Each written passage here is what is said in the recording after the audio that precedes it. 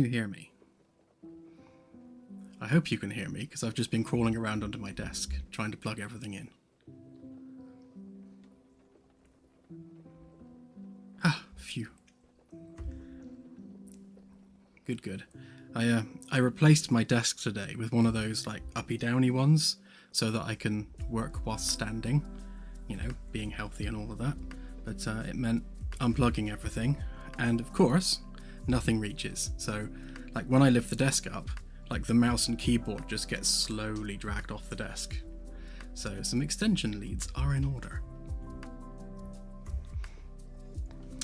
Right, well, hopefully everything's where it should be. My microphone's on a different side to usual, because again, wires don't reach. So it's all a bit cobbled together tonight, but hopefully we can stream. Yeah, I don't know the proper word for it, so it's an uppy-downy desk. I haven't even screwed the thing in yet. Hang on, because it kind of goes like, does it even work? Oh no, there it goes. Look, bye. Surprised it actually lifts everything. It's quite good. It kind of got stuck halfway and wouldn't go down, so I seem to have fixed that.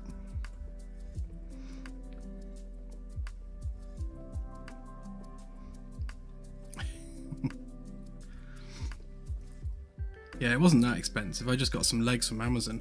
The actual tabletops themselves come from our local wood dealer, so it's really cool actually. So my desk came from a tree which is in like the estate behind us. So it's literally like a local piece of wood, which I think is really cool.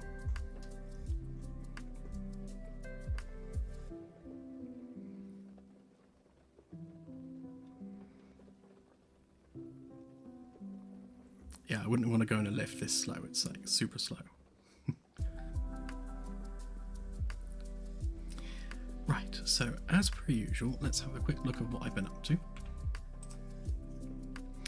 Oh, okay, so why is it doing that screen?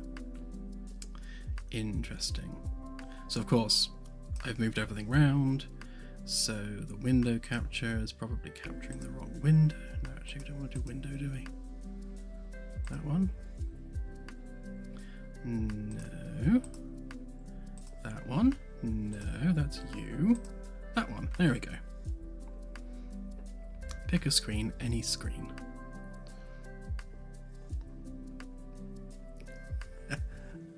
I know, we're super professional here. This is what happens when you unplug everything and move everything. It takes ages to get it all back up and running with the way you want it. And then of course you never plug the monitors in the same HDMI ports that they came out of, so... Anyway. Yes, be professional, Dan.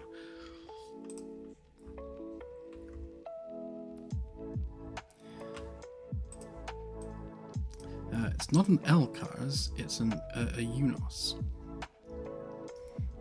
As in Unix, but United Nations Operating System.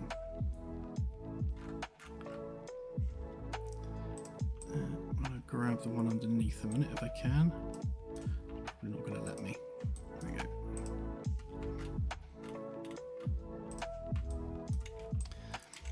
So I've been working on the scanning and nav tutorial, just going through refining all the various different steps. We're now up to 77 steps, so we're getting through it. I've made a couple of changes. So if we go to the tutorial,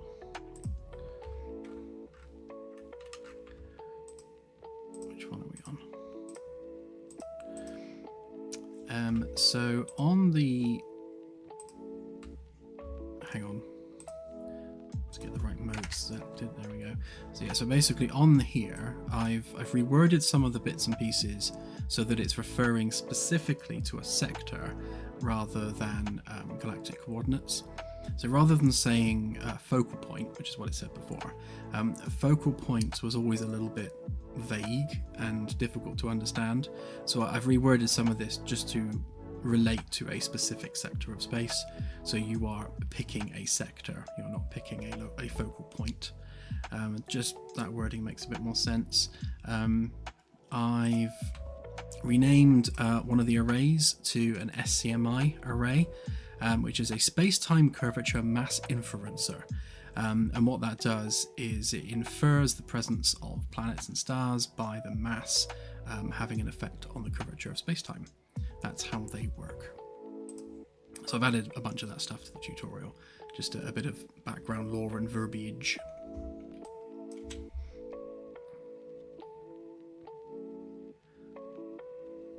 Yeah, Unos, whatever. Yeah, I'm quite pleased with it actually. I don't think it's anything that's been suggested before or exists. So the idea of that particular piece of hardware is it will scan a region of space, and it can detect like micro changes in the curvature of space-time, which of course are caused by heavy mass objects like planets and stars. So by looking at those effects of the curvature, it knows, okay, there is an object here of this amount of mass, because obviously you know how much mass would be needed to curve space-time by that amount. So you can very accurately determine, like, there are 6 planets around this star because there are 6 points where space-time is being affected, and they must be this amount of mass. So we know that if it's a gas giant or if it's a terrestrial world, we can glean that from the amount of mass that it has. Be very cool to make a real one of those one day.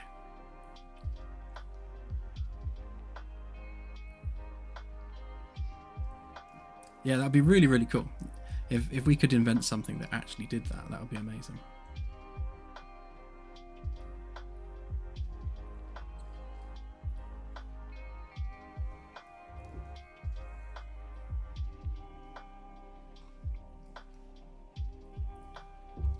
Yeah, I like that it actually has an explanation.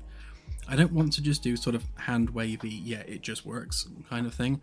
I like everything to have, like, even if it's a pseudoscience explanation, at least it's an explanation.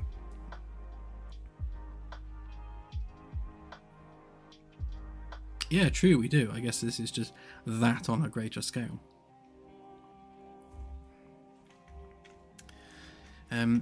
But anyway, so tonight I'm going to be working on just a few more bits and pieces around engineering, because working on the tutorial is not really stream friendly. It's just a very slow, dull, methodical me typing stuff process, so we'll do something a little bit more engaging.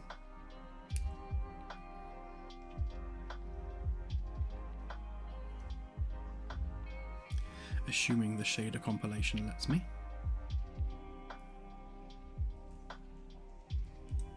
Now these are all Claire's lights. So Claire's been around both D and E decks, placing many, many, many lights. So all of these lights are thanks to Claire.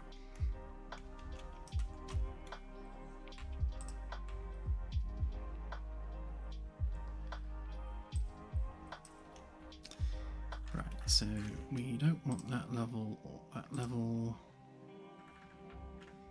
We do, however, want G deck. What level's that on?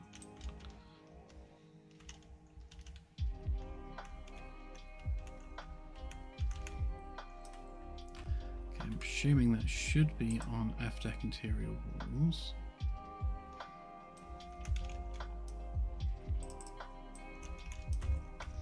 Let's move that one across.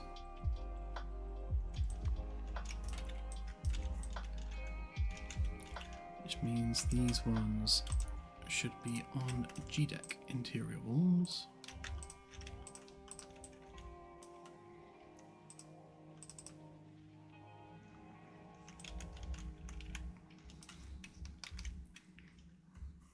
What happens if you don't have the right level selected when you're working on stuff. You end up getting stuff placed on the persistent level.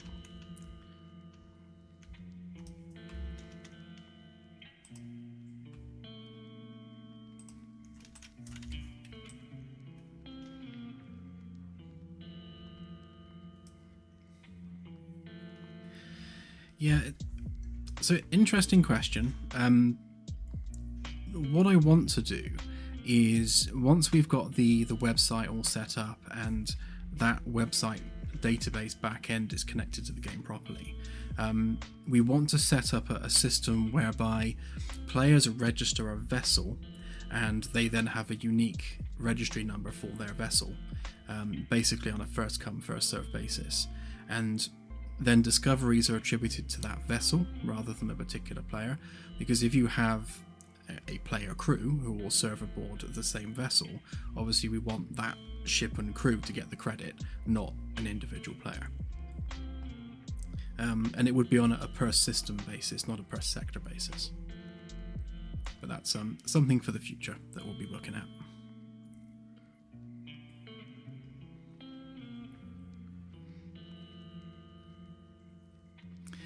And yes, discoveries are saved and updated in real time.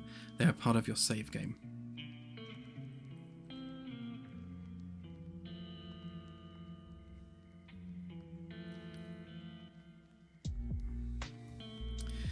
Yes, PT88. So what we don't want is, we don't want to have the game require an online connection. So that'll never happen. What it'll be is that the database of things like discoveries and player content will be held remotely on the server, and then when the game goes online, it will check for the latest version of the data. It will then update a local copy of that data every time you connect to the internet. So if you don't have an internet connection, you will still have your local copy of that data, which will remain out of date until you go online next. I think that's the cleanest way we can do it, really. So yeah, it's an optional thing. Like, if you don't want the online data, then we'll have a tick box in the settings. So if you don't want to see discoveries by other players, you can just tick it off and then you won't see it.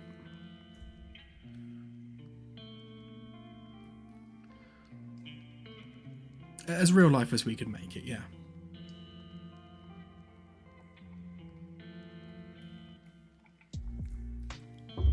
Because the idea is, on the website, each ship will have its own little profile page. So if you type in the registry number, then you'll see the name of the ship, any registered crew members, light years traveled, number of discoveries made, all that sort of stuff. The kind of stuff that people like to share.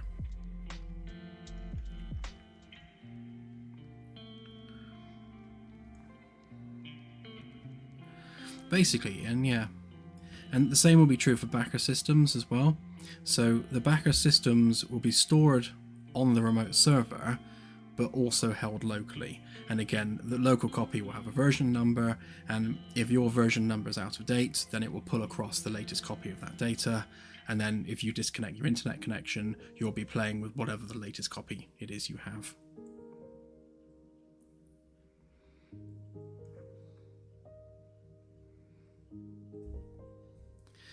I don't think we'll put any limits on it, Olivia, so it can be anything you want.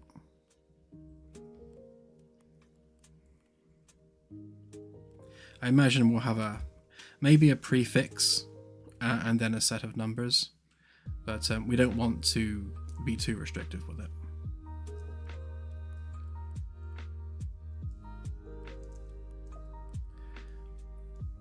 Yeah, so we've got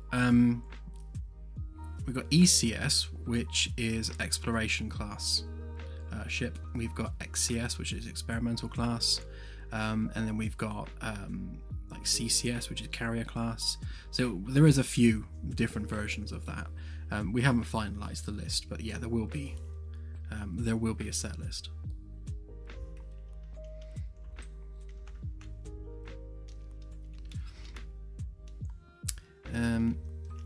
Anywho, what I wanted to do tonight was just make sure that things like these wall panels are properly lined up, making sure that we've got all the internal engineering spaces properly panelled, because some of these panels are wrong and just need redoing.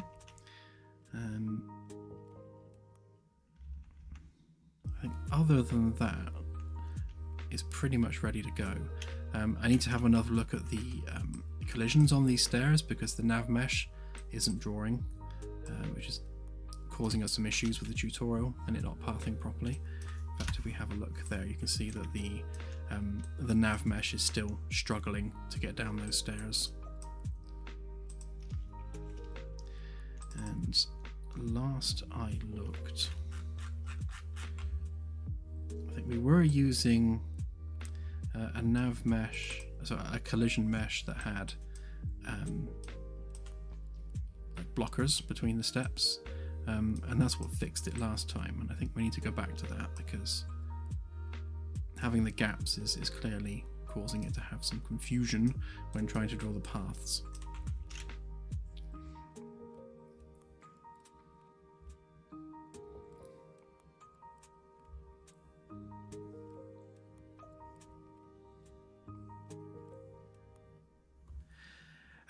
Yes, Lucas. So what we've been doing over the past few months is basically polishing off all the things that need polishing for the demo update. So we've been on the cusp of a demo update for at least 3 or 4 months, and we keep finding more things that need polishing and fixing. So we're literally just doing that now, and as soon as it's done, the demo update can go live. All the stuff you're seeing is basically the internal development build.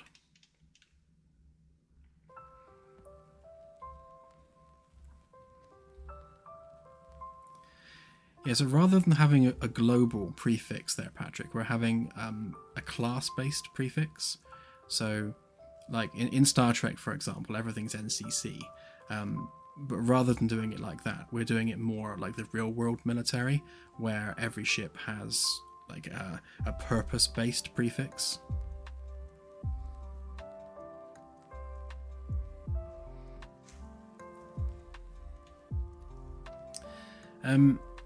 Yeah, so the galaxy bugs aren't big. Yeah, there's a few annoying ones, and most of them are multiplayer related. But there's nothing particularly huge that needs fixing. It's just lots of little things.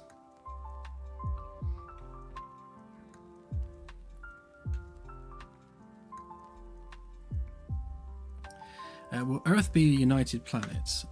Sort of. So the lore in the game is that basically the time period we're in right now, everything just kind of continues to do a downward spiral.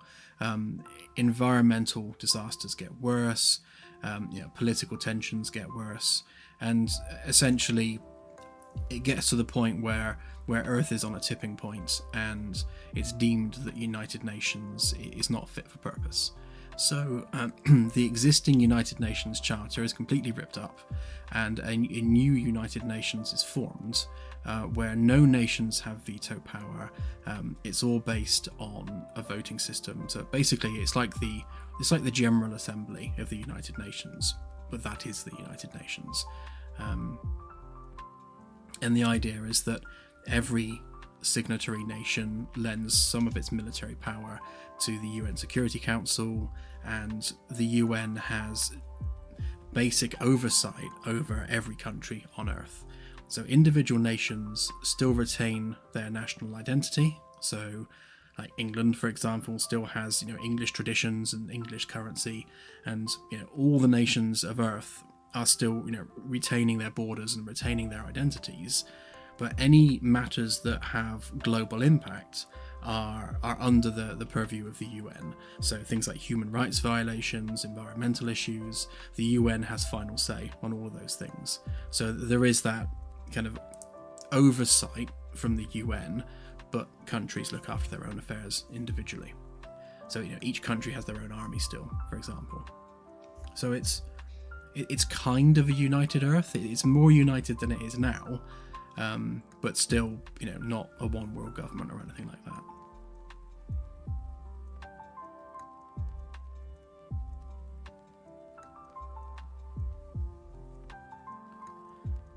Yes, the Moon and Mars will be occupied. Again, this is only 200 years in the future, and there's only so much you can do in 200 years. So as much as we'll have settlements on the Moon and Mars, there won't be planet-wide cities or anything like that.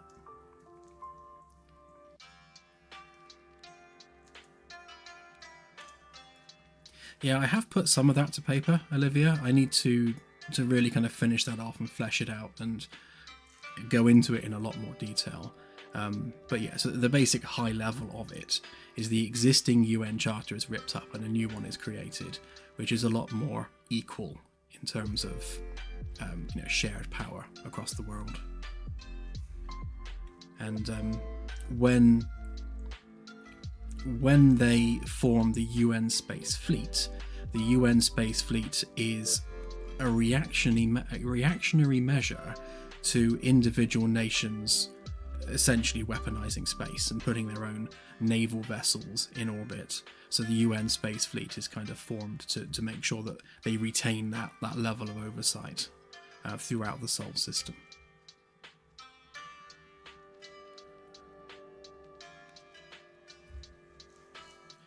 Yeah, well, that's kind of the whole point, CSI, is that the tensions that exist today and the environmental issues that exist today just keep getting worse and worse until nations of the Earth have no choice really but to sort it out, to put aside their differences and come together to essentially save humanity, save the planet, because things are getting that bad.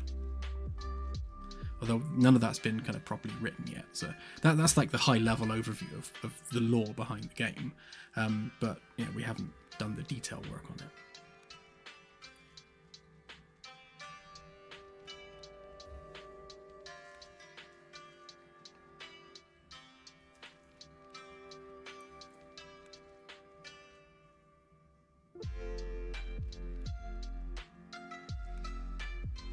Essentially, yes, Olivia. It's kind of, I guess, a natural step when it comes to humans.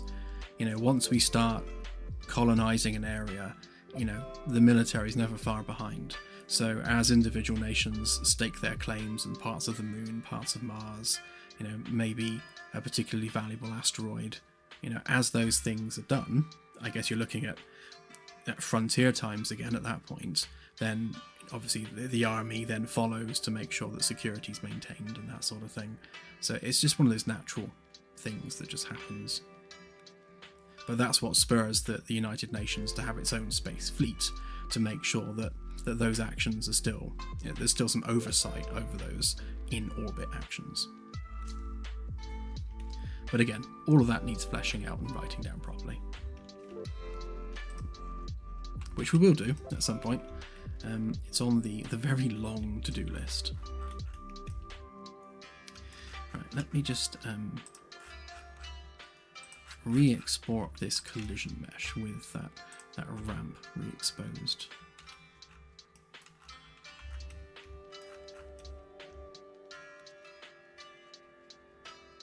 Still not quite sure why it's including the base geometry there. What's going on with that?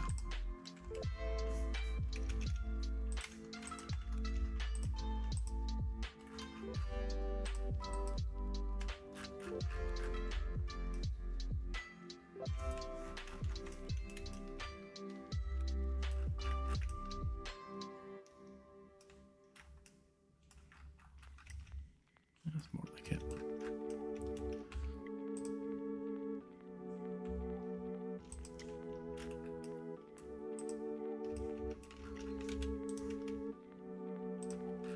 So that's the slope that we had before.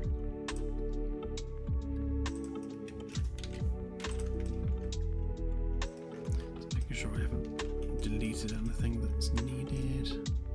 Doesn't look like it.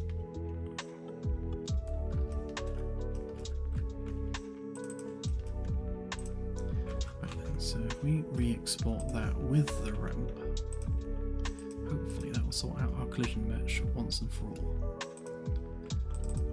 So ring 0, interior, F dexterous collision.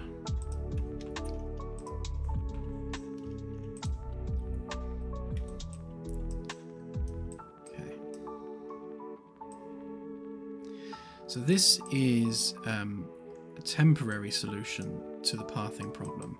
Long term, obviously we want we want to be able to fire weapons through the gaps in the stairs. That's kind of like the goal there. So we'll probably have a ramp on a different collision channel just to sort that out. Let's see whether or not that works.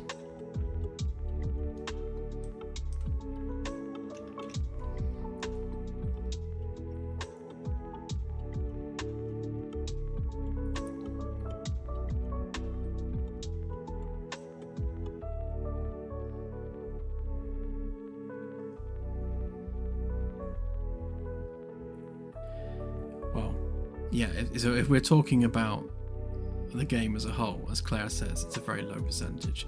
There is so much that needs to be done. Obviously, finishing off the ship and the ship interior, I'd say we're about halfway done with the ship.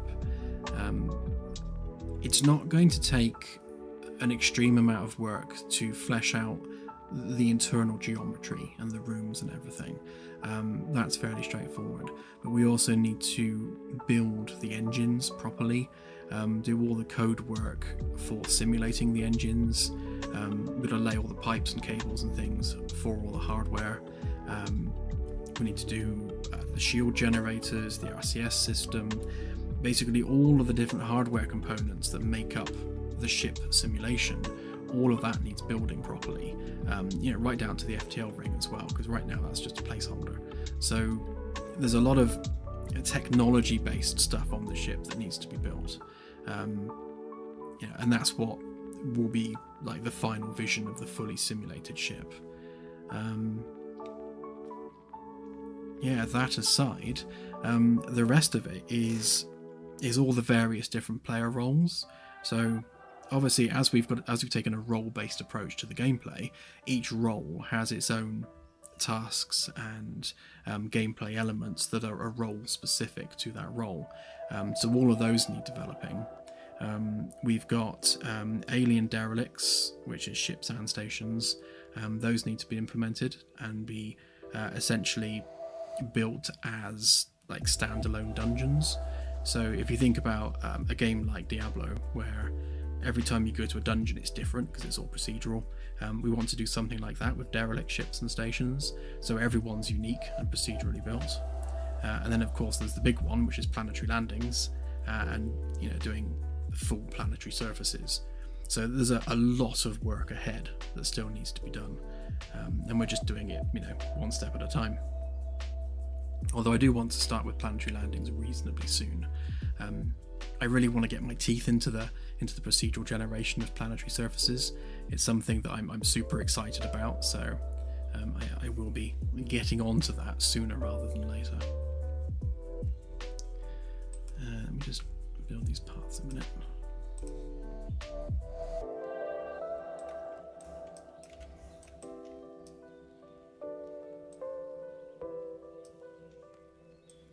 Okay, so that's partially working.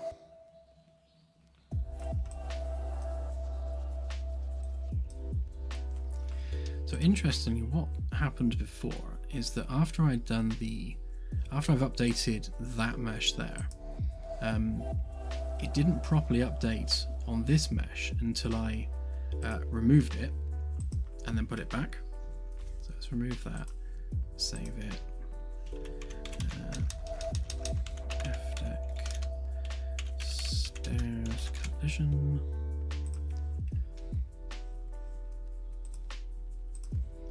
That again a minute. Yeah, see, now it works.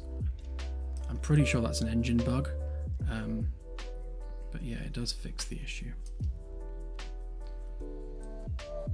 So I'll leave that one as a slope for now. Again, that's not the long-term solution, but yeah, it fixes the immediate problem, so we can live with that for the time being.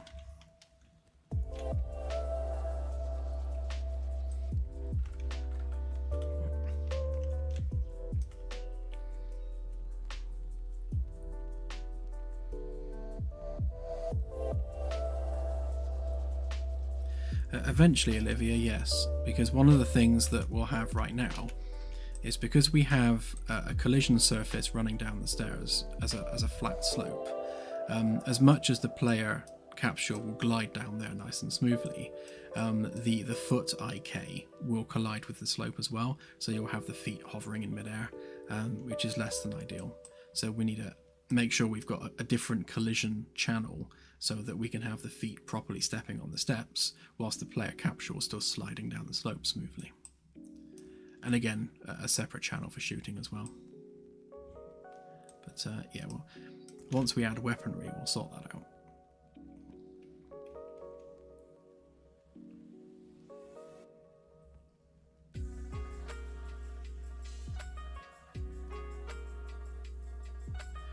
Yep, iterative development. It's I'm a huge fan of building everything iteratively, because you can start off with just a rough baseline of what it is you want to achieve, and then refine it from there, and then just keep adding detail.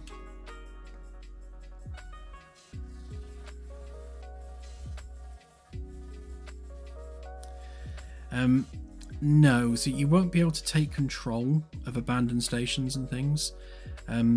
We do want you to be able to claim an alien vessel at some point, but we'll probably limit that to vessels which are custom builds. So obviously, this ship is being built very specifically to have all the ship's hardware and everything in place and properly controllable. Everything being one-to-one, right down to pipes and cables. It's although we can do that in a modular way with alien vessels, we'll probably, to begin with, limit it to the hero races. So when we do the manually handcrafted alien races that'll be part of the story campaign, their ships that we build will be handcrafted, and therefore they'll be flyable by players. So those vessels, you will be able to take them over and start a game on those ships. When it comes to the procedural ships, they won't have that same one-to-one relationship between the external hull and the interior environment. So like right now with this ship, it's all one-to-one, so where the windows are part of the interior and the exterior all at once. With the procedural ships, we'll have a separate external mesh to the interior, so they won't be completely one-to-one, which is really the only way we can do those procedural interiors the way we want to do them. And the same with derelict stations as well. They'll have a procedurally laid out interior, which will be tile based and different every time. So each one will have a seed, and the seed will be driven by its location. So one alien derelict will be completely different from the next alien derelict. No differently to how Diablo does its dungeons. Same idea, in that you have set tile sets and they're cobbled together with different graphical properties, things like colors, scattering of props, all driven procedurally to make sure they're as unique as possible every single time. But because of that, they are like standalone things that you can't then just fly off with.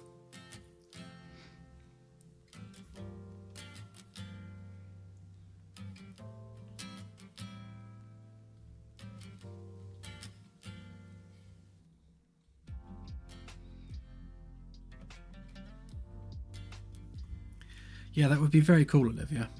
If it weren't for the sci-fi technology we've had to employ, then yeah, definitely. I mean, when it comes to the structural engineering side of things, you could probably build this. In fact, it's probably overkill, because when you think of the fact we're using inch-thick steelwork all over the place, that's a hell of a lot more steelwork than you'd use if you were building a ship. It's probably way thicker, in fact. I think the skin on most ships is just a few millimeters thick, so yeah, it's like overkill in terms of its structural integrity, which is fine because it's floating in space. It doesn't need to worry about mass. But yeah, when it comes to the actual ship systems themselves, like artificial gravity and I guess even the engines to some extent, yeah, you'd struggle to build it.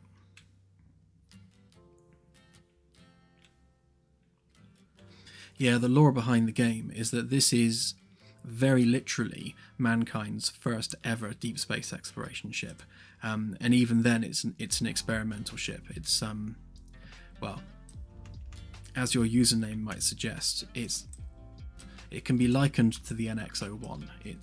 It's an experimental vessel. It's the first FTL vessel to go out there and explore the galaxy, to see whether it's a viable thing for humanity.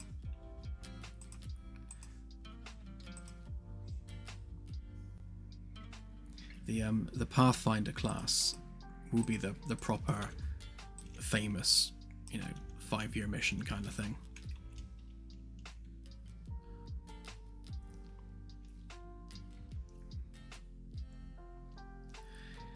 The game will start by you picking your crew. So the way I envision this is, I'd like you to start off in an orbital station, either around Earth or around the Moon, depending on where we do it. I think for the Magellan class, we'll do it around the Moon because it's a construction yard. It's an experimental vessel, so launching it from a construction yard, with all the engineers that built it, seems to be the way that makes sense. Whereas when it comes to the Pathfinder class, and we do the proper full single-player campaign, we'll probably launch that from an Earth-based station. So I like the idea of starting off on foot on the station itself, maybe do the crew selection process on the station, and then get a shuttle across to the ship itself, so you have that really amazing moment where you arrive in the shuttle bay, get out of the shuttle, you're now on your ship. I love the idea of having to go up to the arrivals desk and get handed your boarding pass, which will have your crew quarters assignment on it. So you get assigned your quarters, you get told where to go, and it's really like doing it for real. This is where you're staying, this is your job, this is your duty station, and then as part of that campaign, that becomes your home and your place of work. Yeah, so I think basically I want to handle it as realistically as possible to try and kind of relive that experience of living and working in space.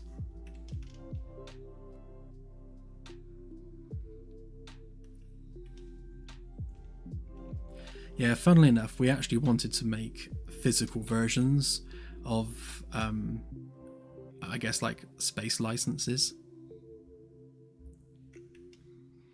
Maybe we'll stick that on our store one day. Actually, have officially printed like boarding passes and licenses to work in space, that sort of thing.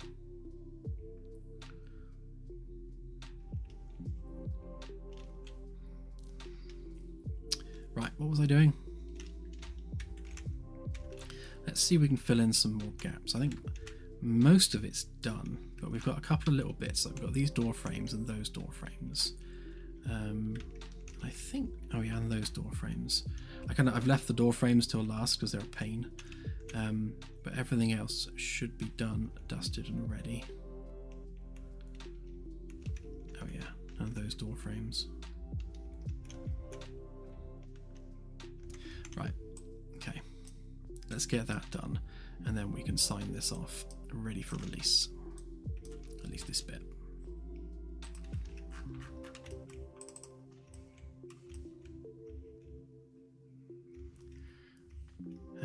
What deck are we on? It looks suspiciously like G deck. Oh no, that is F deck. Where has my spare panel gone? Was that it there, maybe?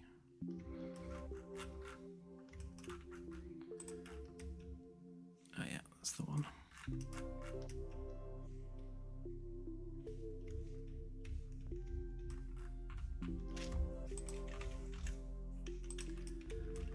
So I thought I'd save time by just making some half-done panels that have some things done but not all things, so that we can just chop out the bits we want.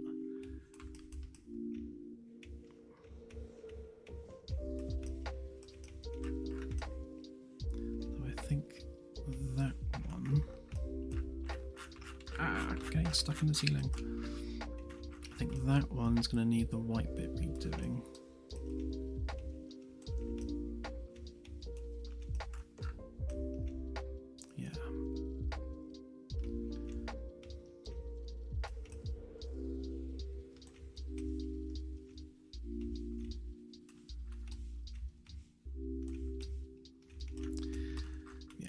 probably actually be quicker just to make another one of there. So we pop that one back.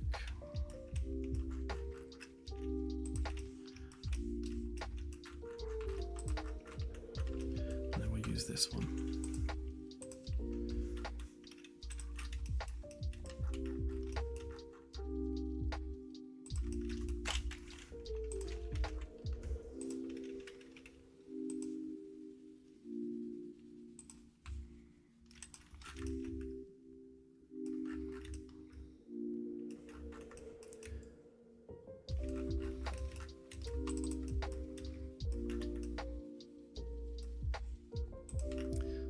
Sure that that's the right length.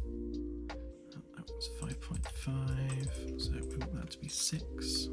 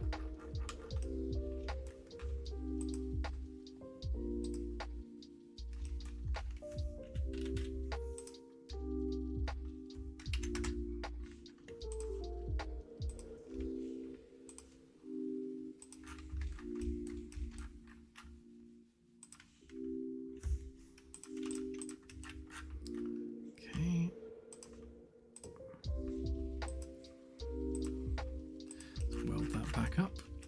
Right, so there's our path.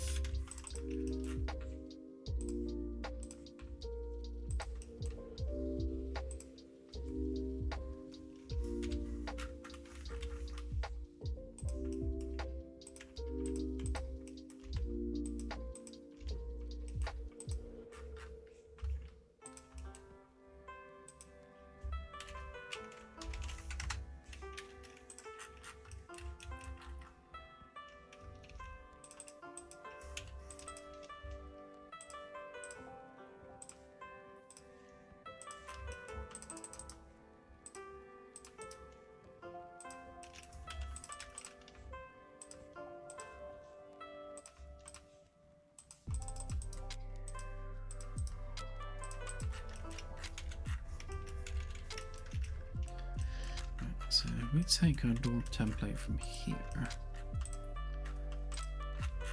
and we can use that to cut our door hole.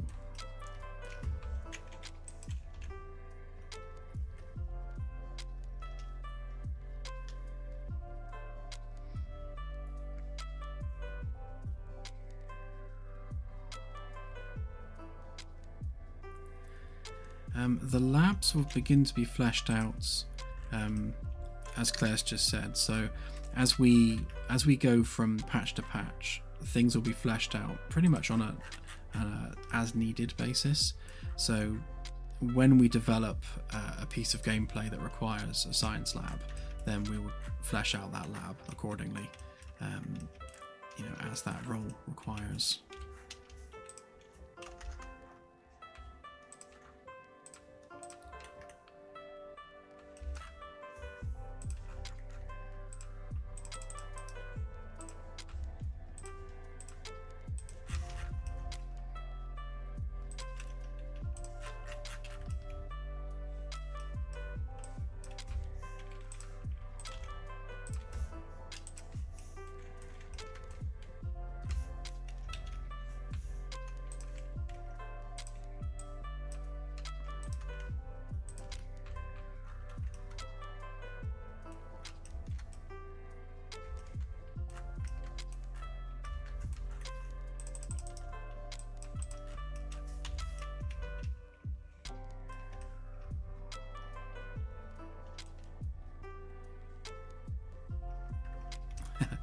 No, we have maintenance tunnels.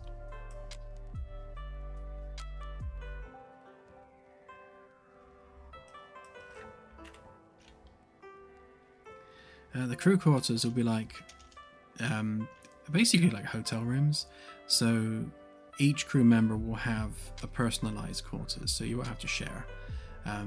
So they will have a very small living area, and that will be like a kitchen diner sort of thing. So they'll have like a little bit of a sofa, like a microwave, a kettle, that sort of thing. The sort of thing you'd expect to see in a hotel room. And then they'll have a separate bedroom with an ensuite bathroom. But we're approaching them like hotel rooms.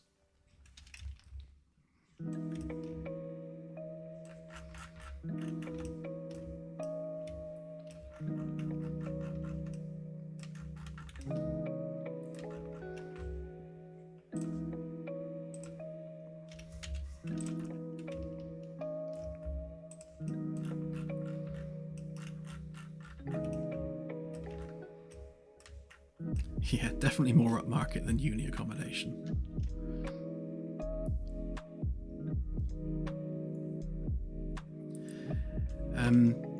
The floor cavities are 1 meter thick, so there's not a lot of stuff you can get in there. It's mostly just HVAC conduits and wiring. The maintenance tunnels, which funny enough are these bits here, these tend to go between rooms. So this is your standard kind of corridor, and then you'll find on the other side of that corridor you've got all these maintenance tunnels, and they'll carry all the main pipe work and high voltage cabling and all the dangerous stuff, basically, just to keep it away from the general crew.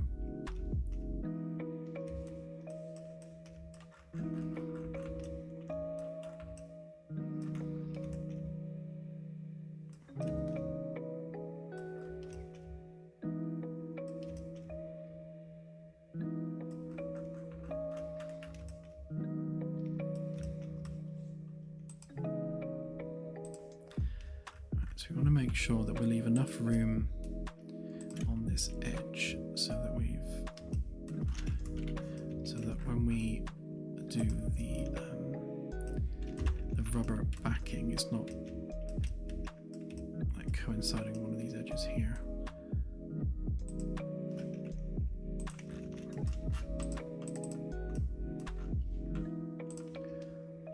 So that is 1.5 centimeters. So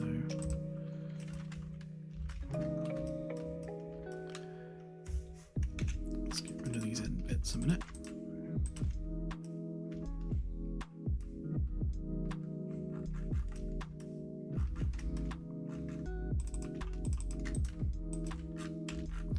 So I'm just making a cutting template for the door frame. So we know that we need 1.5 centimeters there for our rubber backing.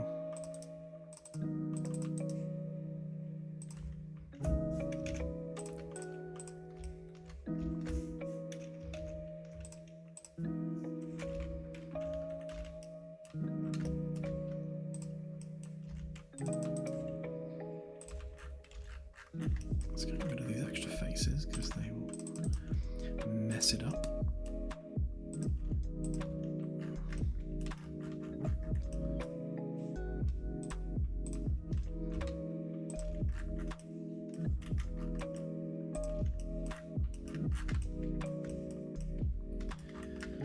Right, and then we need 0.5 on top of that.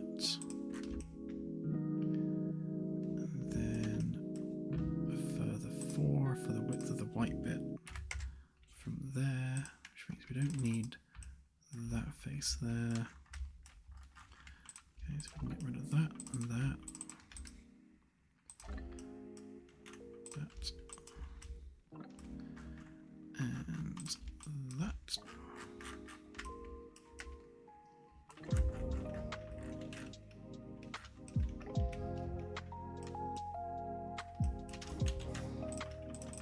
And then we'll grab a copy of the wall itself. Pop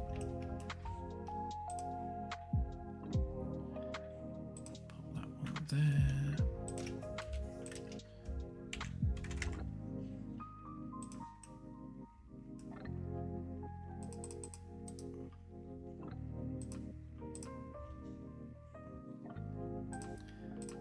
extrude that out a little bit.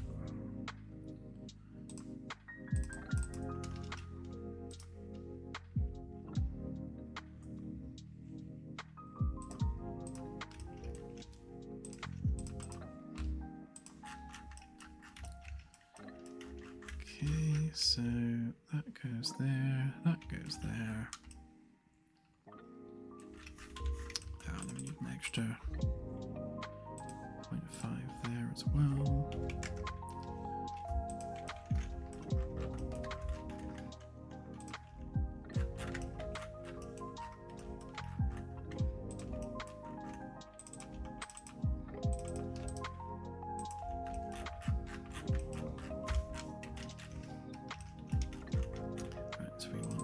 Face,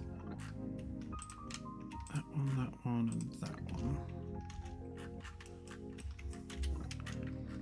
And pop that on that layer there. Right, make that a component.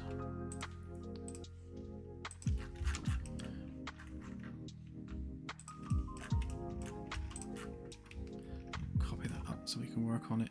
Oh no, that's the wrong one. That one, that one. Yeah, and copy that up so we can work on it in isolation without all the other stuff in the way.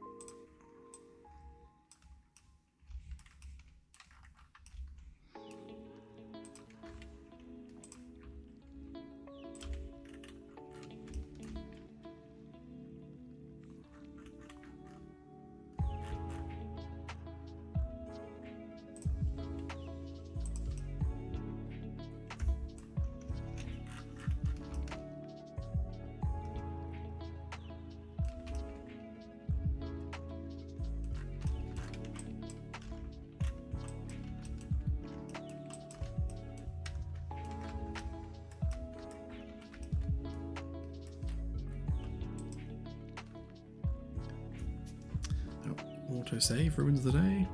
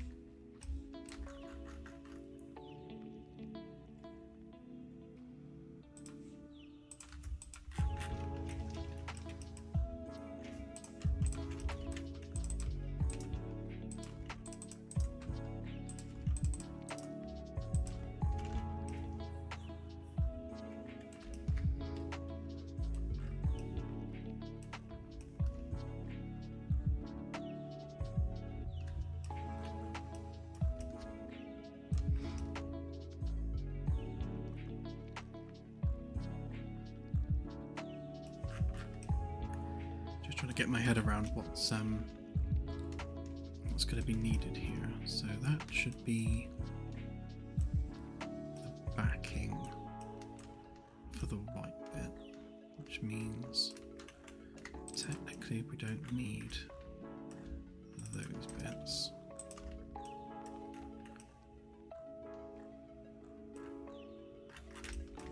Which means that should have been double the width.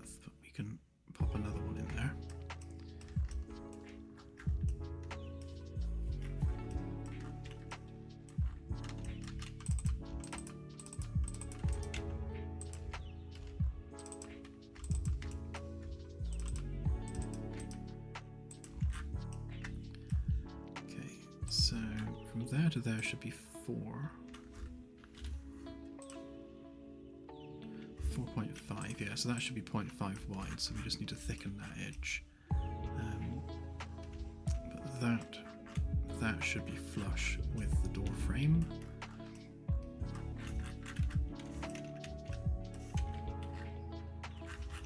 In fact, let's just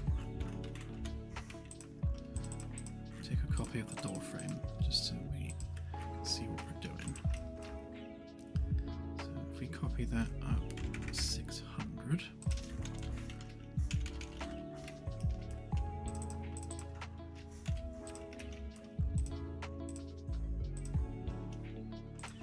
copy that up 600 as well. Right, now we can see what we're doing. So that should be exactly flush with that edge, which it is. Okay. Yeah, and that's fine. Oh, let's go to the bottom.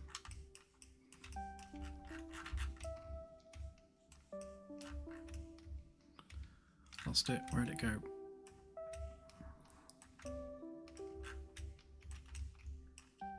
There it is. SketchUp's camera loves to get stuck in stuff.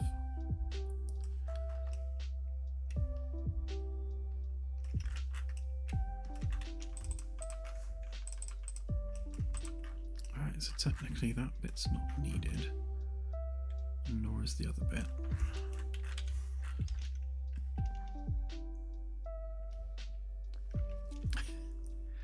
So I just look over it in chat and all I see is bumping uglies.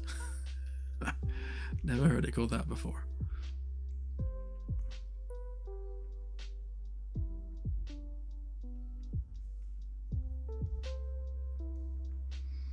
Oh, Darren, thank you. Very much appreciated. I will be sure to get Claire something lovely.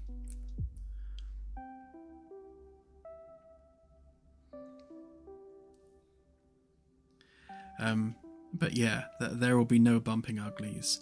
If there is ever bumping uglies, and I'm just going to keep saying it now, then we'll do it Sims style, so you don't see anything. It will just be kind of some covers moving up and down and like a love heart or something. It's not that type of game.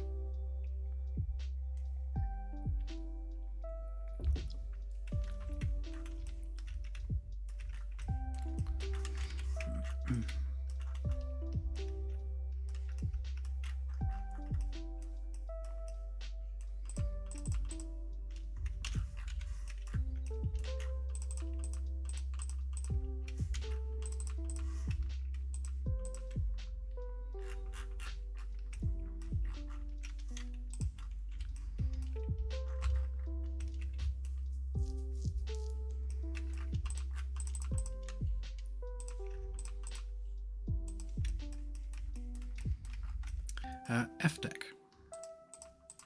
I'm just doing the door frames, which I have been kind of cowardly putting off because they're a pain in the bum to model.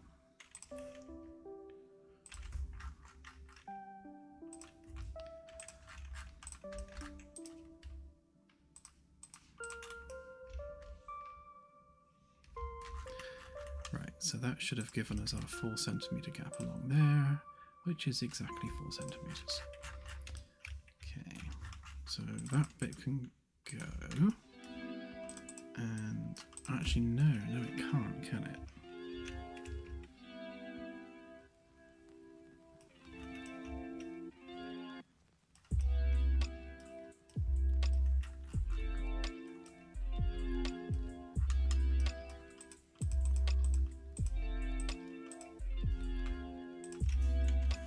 We kind of need that extruded out to there, just to be awkward.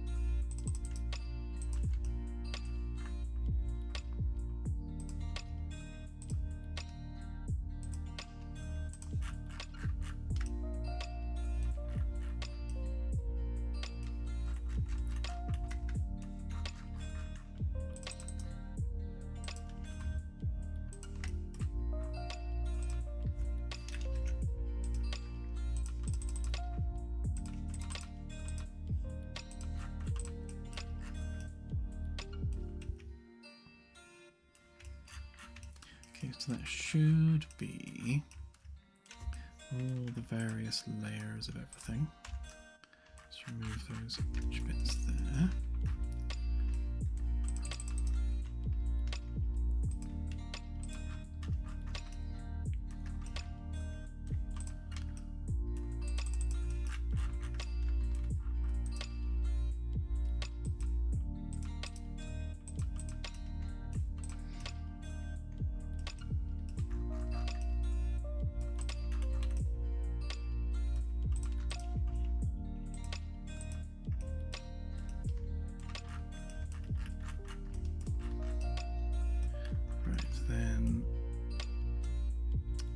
Awkwardly, this back section does need to be removed, but it's a different height to the front bit, so I think what we'll do is probably just carry that on down to there.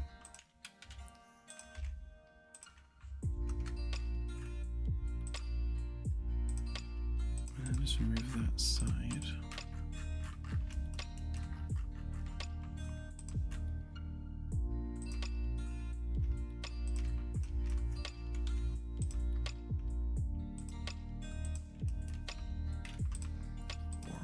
Better.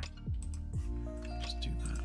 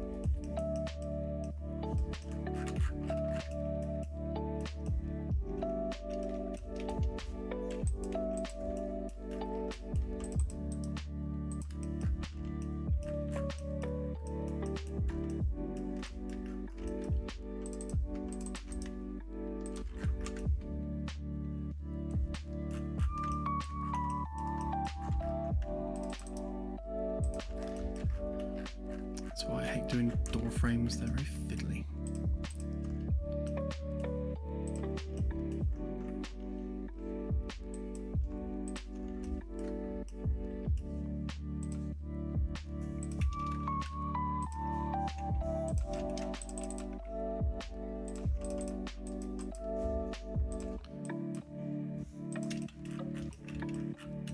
Okay, that should be it.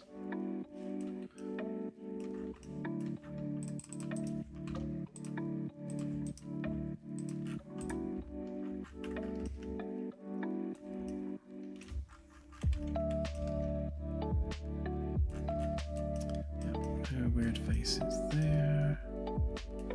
That's an unnecessary face there.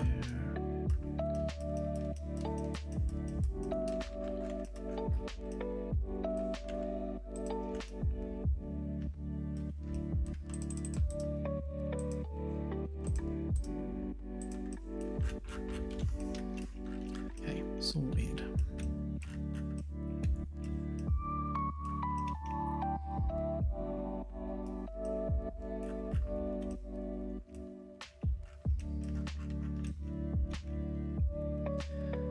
Okay, so having done that bit, now comes the confusing bit.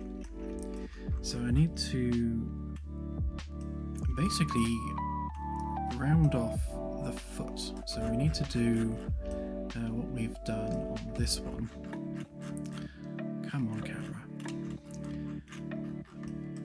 So basically we've got this 5 centimeter bevel, which is chamfered off, and that needs to wrap around.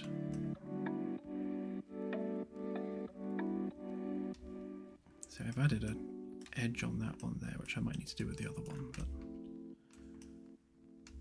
we shall see. Again, trying to keep the designs consistent as much as possible.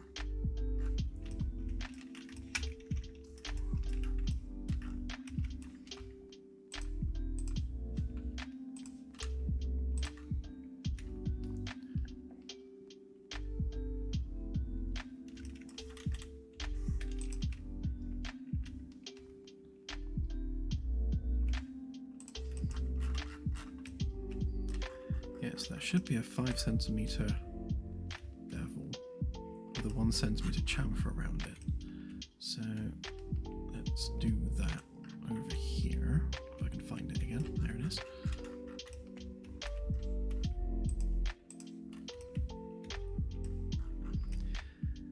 Right, so that's our rubber edge. So we need to come in 1 centimeter from that, so we don't need that one, and then we need a 4 centimeter gap from there to there, which we've got, so we don't need that one, and that one needs to face the other way. Right, so that should be 2 cutting planes for this.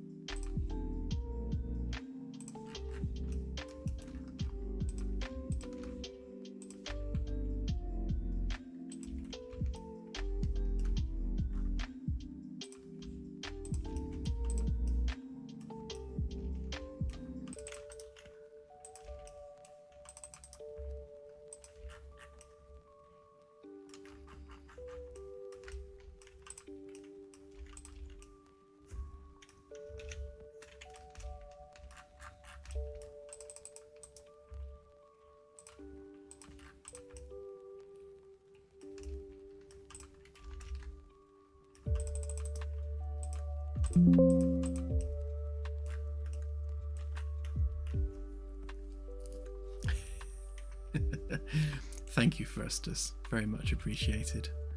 I shall make sure that Claire gets plenty of chocolate.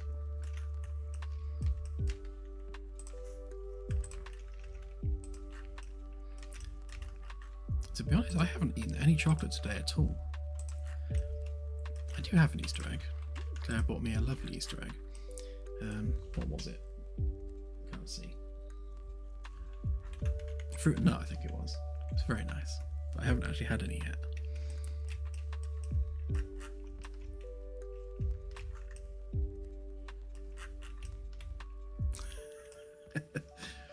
Because of course you have.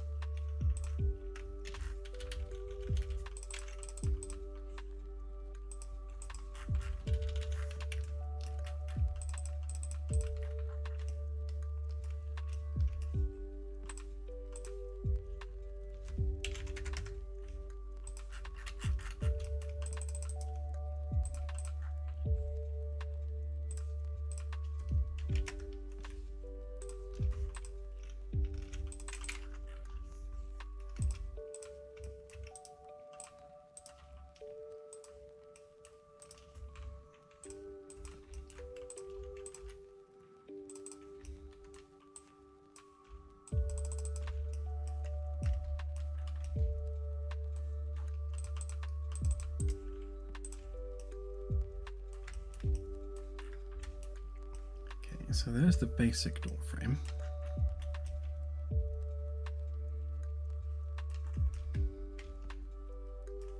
Now, if I've done this in a nice way that's not going to ruin my day, I should be able to do the 5 centimeter chamfer straight on there.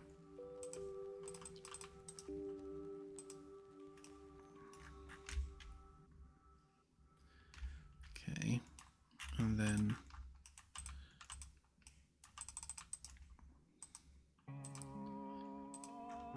yeah, that's probably going to ruin me a little bit, but let's see.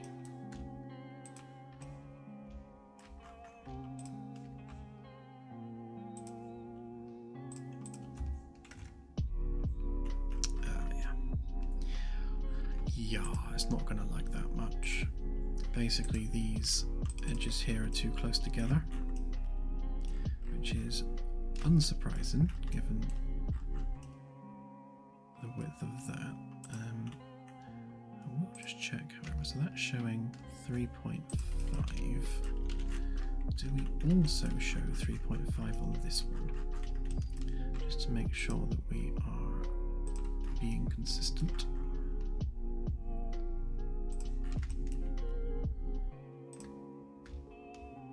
Yeah, 3.5. So that is correct. Oh, I see what I did on that one. I just joined them together.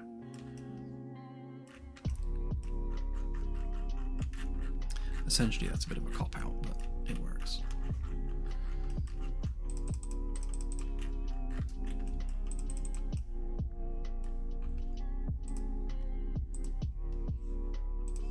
Let's see whether we can do it with that.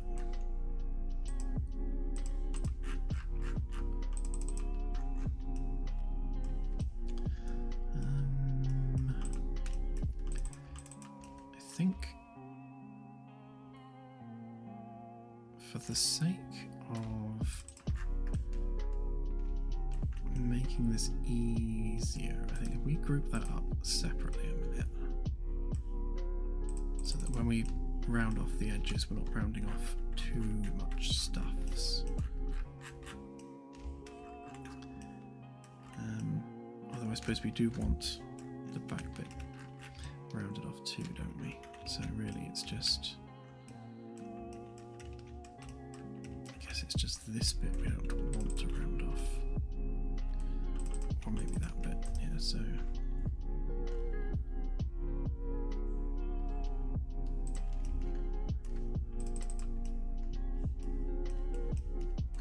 Alright, let's give that a whirl.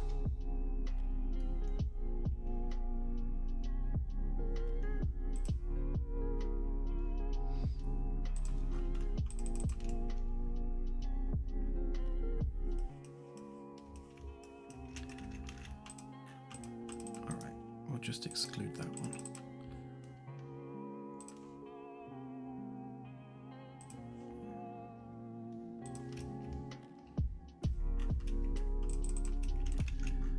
Okay.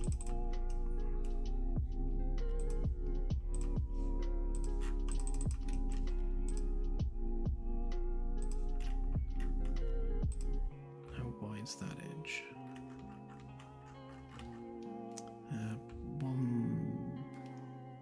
1.6 millimeters.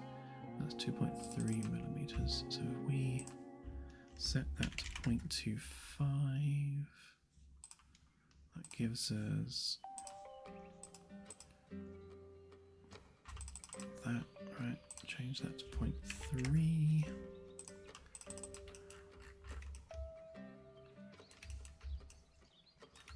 I shouldn't have messed up anything else. Actually, let's try it with that on it.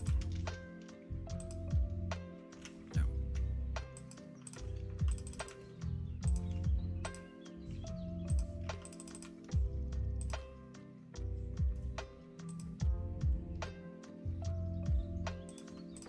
Yeah, that'll do it.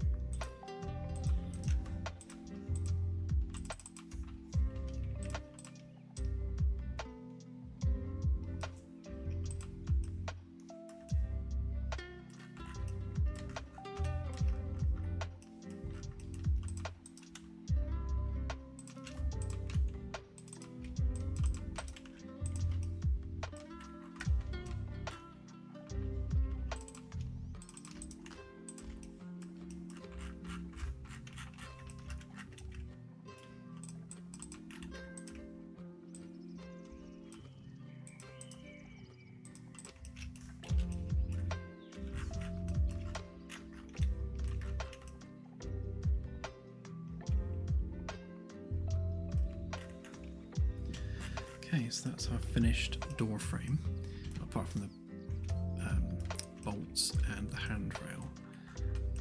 Just looking at this little bit here, I think I might just go ahead and just merge that with that so that it's consistent.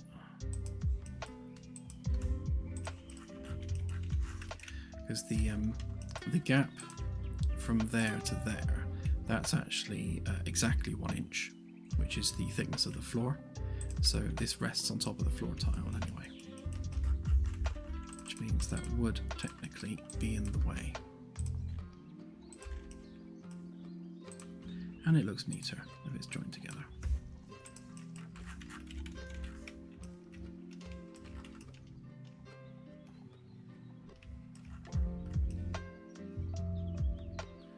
Okay.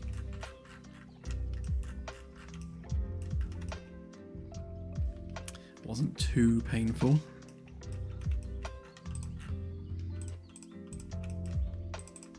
Let's sort these bolts out next.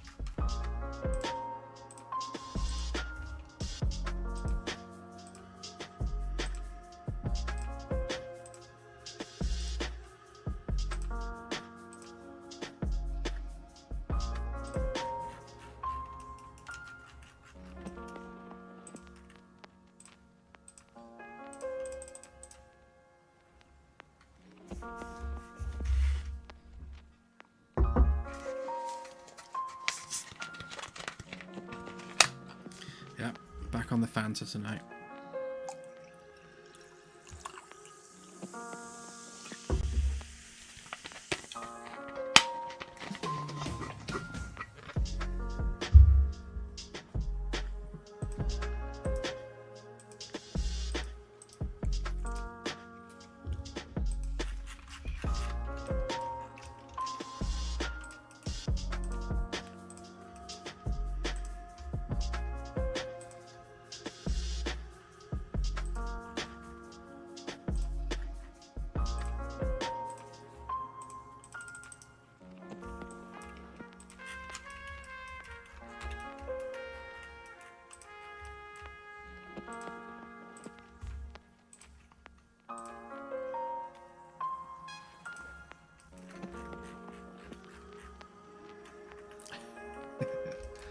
Exactly.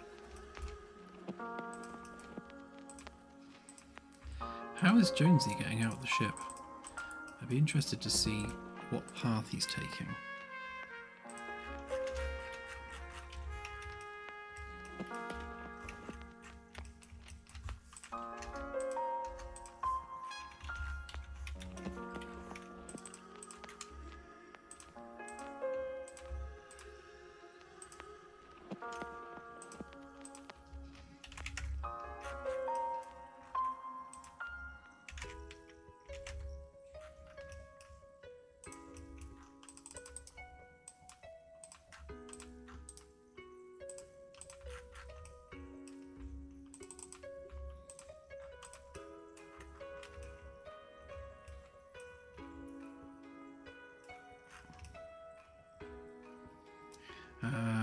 Okay, yeah, so it'll be going out the airlock at the back there.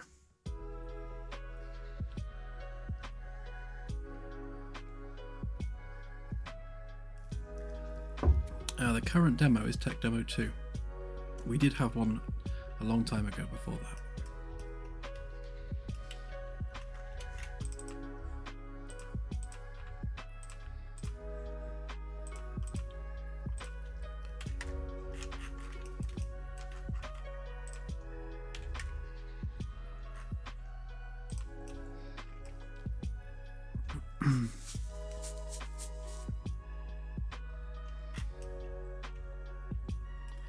Well, when we add the GM tools, you'll be able to spawn yourself in as anything, including the cat. We want to be able to give GMs basically full creativity over every aspect of the game.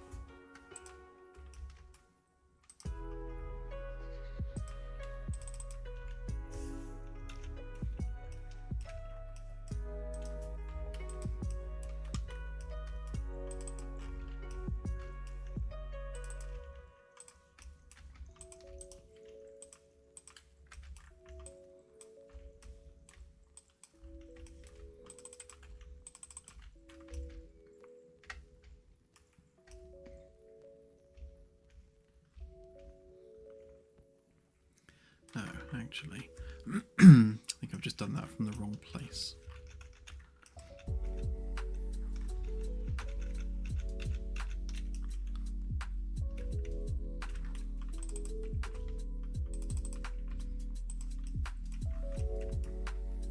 Because we want to do it from there, don't we?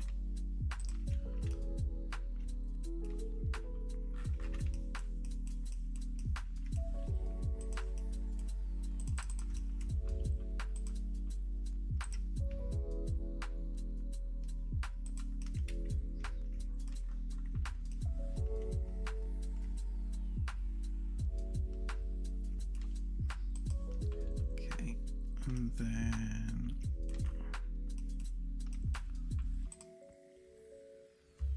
three that way.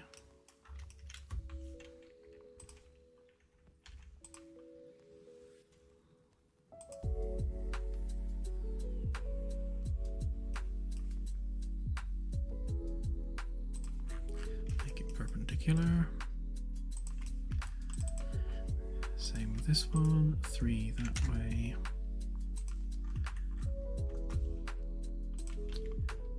And make that, can't grab the end.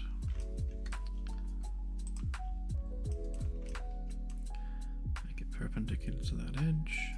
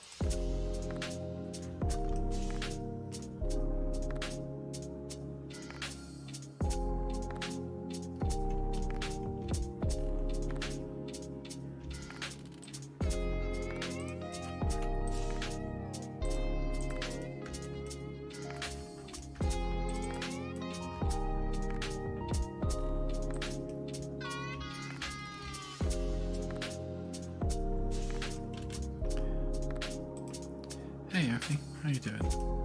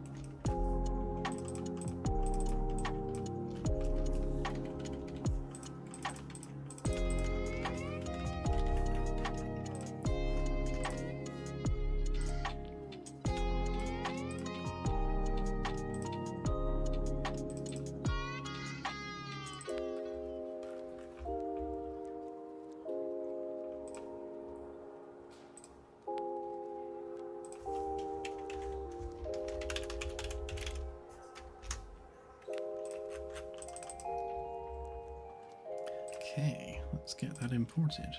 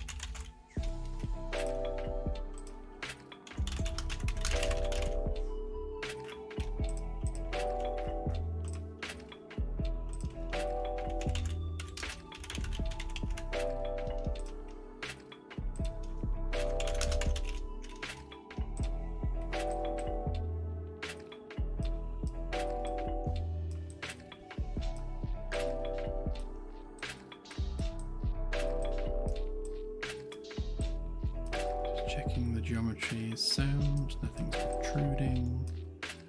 Looks good.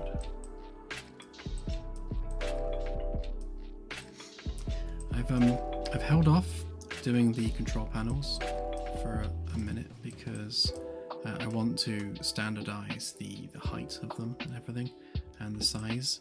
So I'll do that last. I'll work out how big we exactly need them to be and I'll add them at that size. Because at some point they also need to be openable.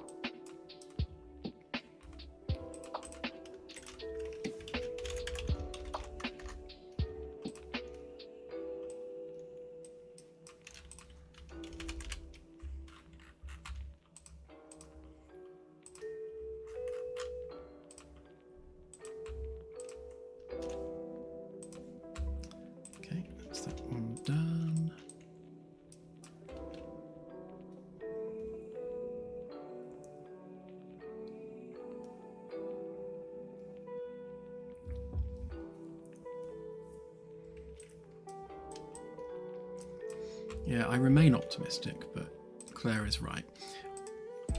Claire reminded me a couple of days ago that as much as we might have the build physically ready, there's a lot of other stuff which needs to go with it, like marketing materials,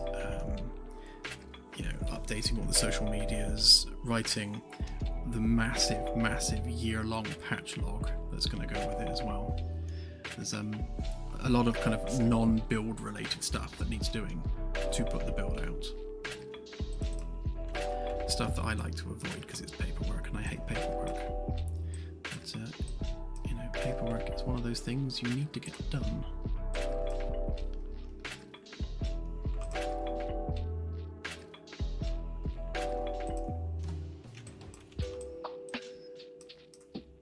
Okay, so that should be fitted exactly there where we need it. And the floor should exactly meet there, which it does. Yeah, that's exactly touching. There's no gap between them. Job's a good one.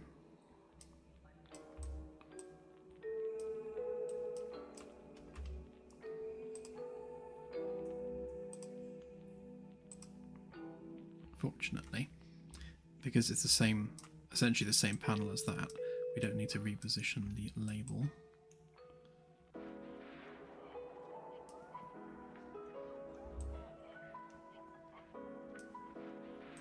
Ooh, actually, Claire has been through and done all of the labels on here, which I don't have a copy of, so I'm not going to save F or G deck.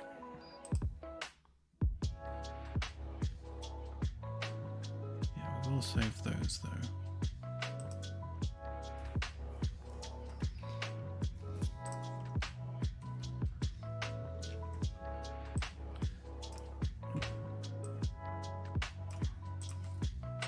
Let's move this over here a minute.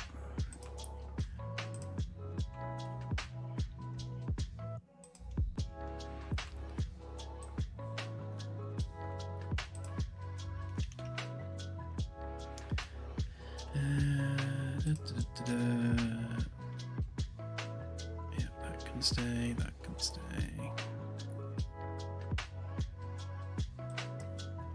Just want to make sure I don't overwrite anything of Claire's, because she'll shout at me if I do.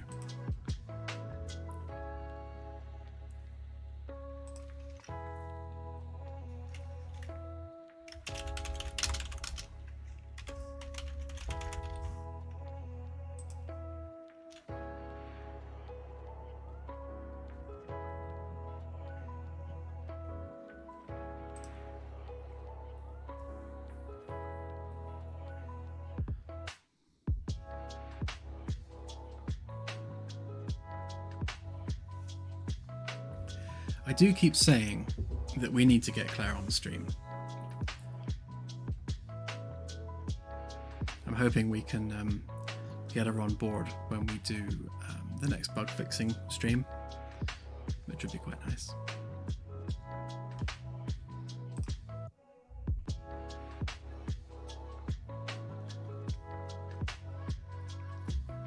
Nearly done.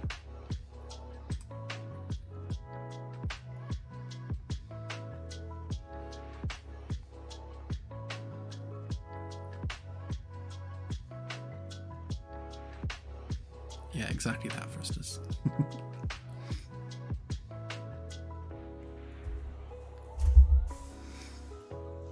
Yeah, it took me a while to get comfortable with streaming, and then a further while to get brave enough to stick my face on it.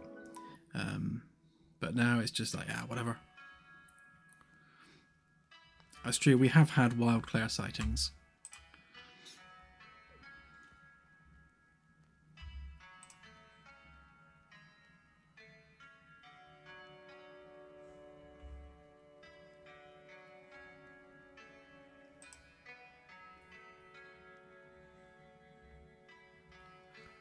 Right, I should be up to date now, so let's go back on there.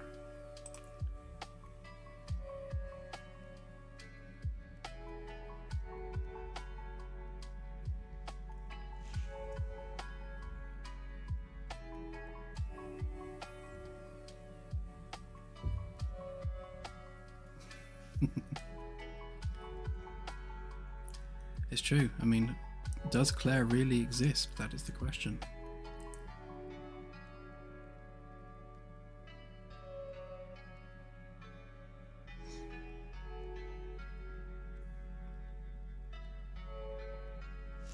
Yeah, she doesn't frequent the shed often enough. Right, let's see. So you can see, thanks to Claire, we now have actual accurate labels. So we got panel 206, gap 208. So we'll go ahead and put in 207. And FTech interior walls. Now the beauty of Git is, obviously I added the door panel, which is obviously still there, because I only merged my change for the physical static mesh, whereas Claire's change is related to the level file. So it's just a simple case of popping that in there like that. So that's 210, which makes that one 211. Door frame.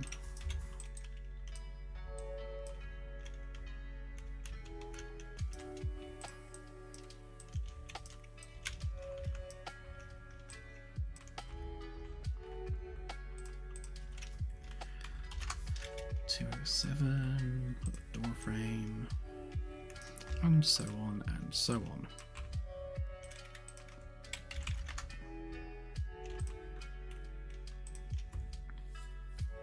You know, nothing made me happier than the other day I was watching Claire doing some testing, and she stopped, looked down at the panel number to work out where she was, and I'm like, yes, yes, they've been used for their intended purpose.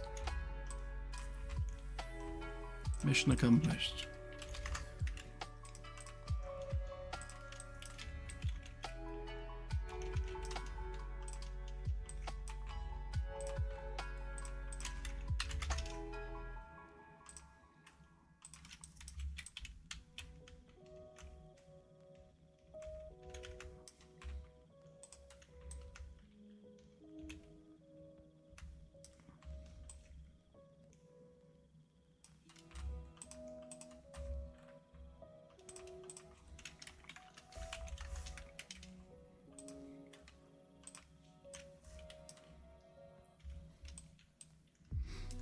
Yeah, so that's F deck starboard, ring 2, panel 6 left, and then that one is F deck starboard, ring 2, panel 6 right. I mean, maybe technically we need another hyphen in there, but that does just make the labels longer.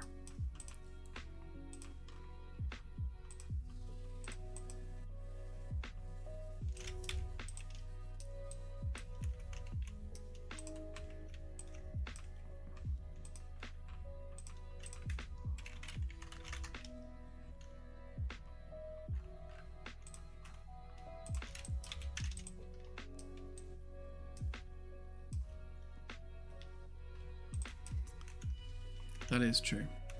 Okay, I think that's all of them. Just make sure that I've not missed any labels. Oh yeah, like that one. FP207 and that one.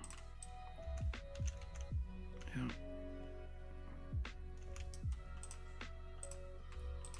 Wasn't pressing the button. That one's done. Yeah. Yep. Yep. Yep. Yep. Okay.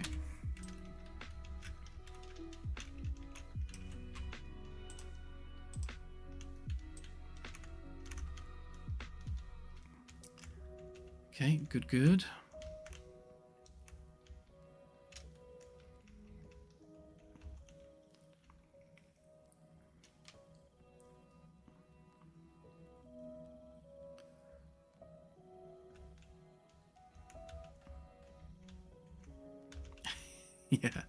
Yeah, so Claire, if you could just go around and add a little hyphen on every single one of the thousands of panels that we have, that'd be great, thanks.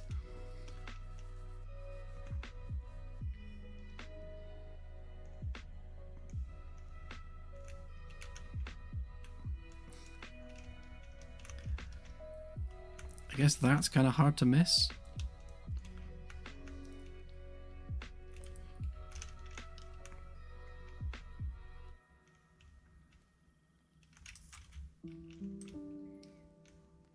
Actually, a piece of feedback that would be useful is what you think of the position of this door. So with the battery rooms, so this being a quadrant, I've made the conscious decision to put the doors on the other side of the bulkhead. So obviously from the main stairwell to get to the battery rooms, you have to go through a bulkhead. So I figured for security purposes, if those bulkheads were locked, you cannot get to the battery rooms, or indeed the entrance to the maintenance tunnel, which means you just have a corridor with windows in it and a bulkhead. Do you guys agree? Do you think that's the best way of handling that?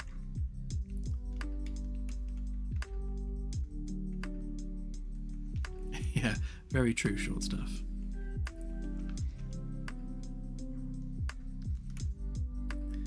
Right, let's do that one next.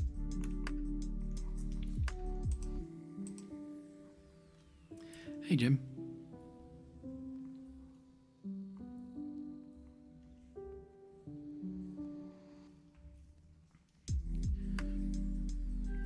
You guys can't see this because I think it's just on my HDMI lead, but these monitors I'm using are all HDMI, and of course my graphics card has two HDMI and two DisplayPort, so I'm having to use a DisplayPort to HDMI adapter, and for some reason it's putting lines all across the bottom of my screen, which weren't there previously, but since I moved everything they are now there, which makes it very hard to see what I'm clicking on.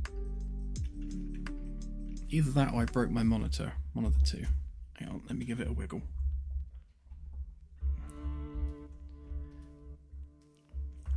No, I think it's the adapter.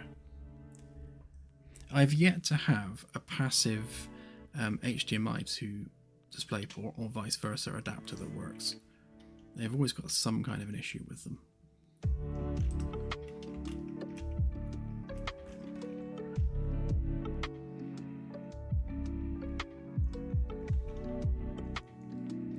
Excellent. Glad you guys agree.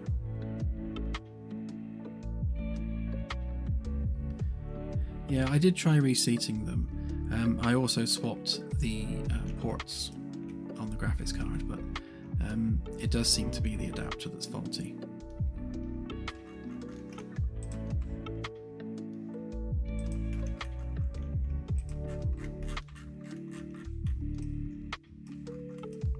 It's annoying that modern GPUs always give you two of each option. They never seem to give you like three of one or anything.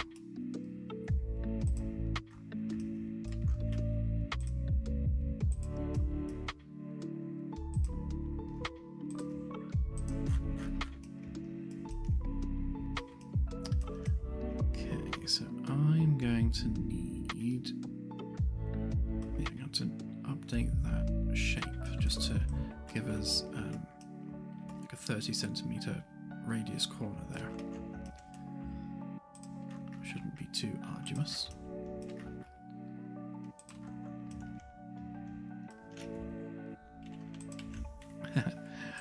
I'll try that later.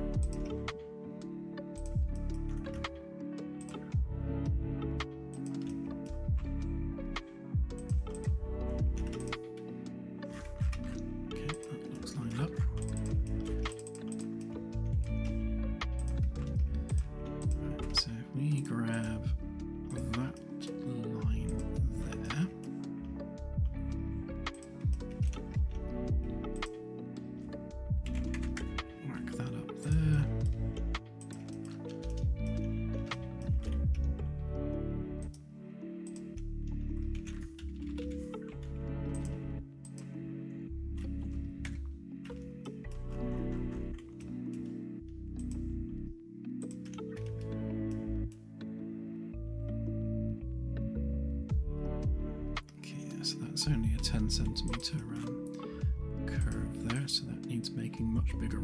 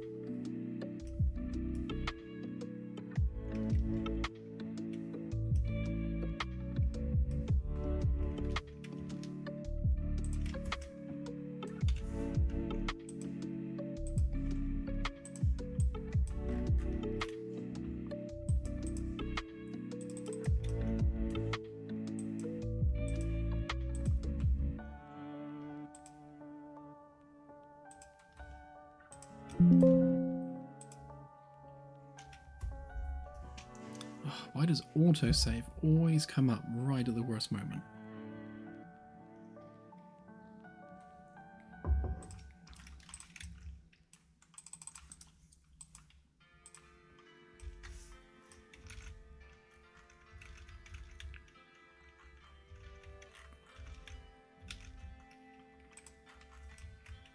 So where did my edge go?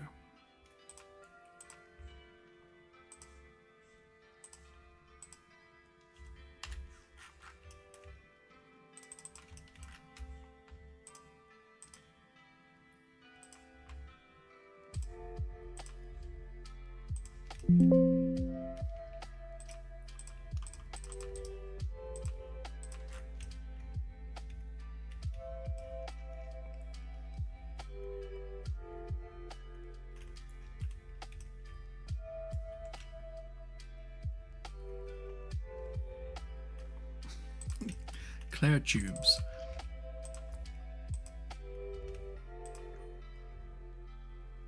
I like it.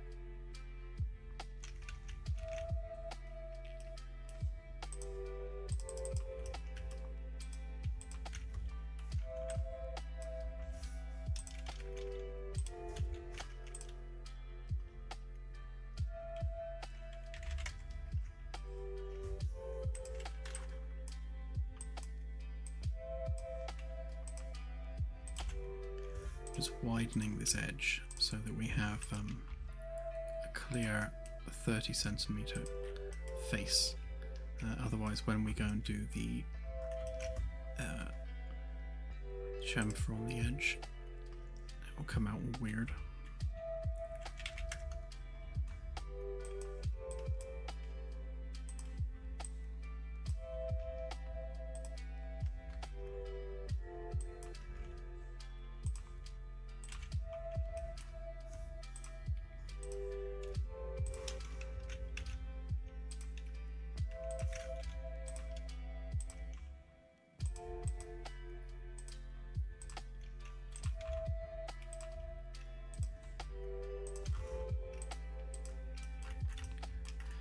Okay, so we should be able to do 30 centimeters on that now and have it fit.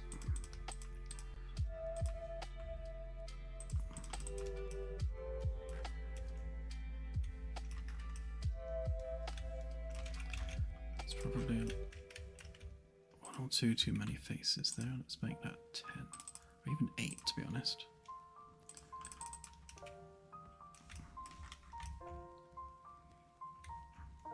Yeah, that'll do. Because as we move inward of this location, that gap's only going to get smaller. Right, and then just to tidy this up a bit, I'll merge those.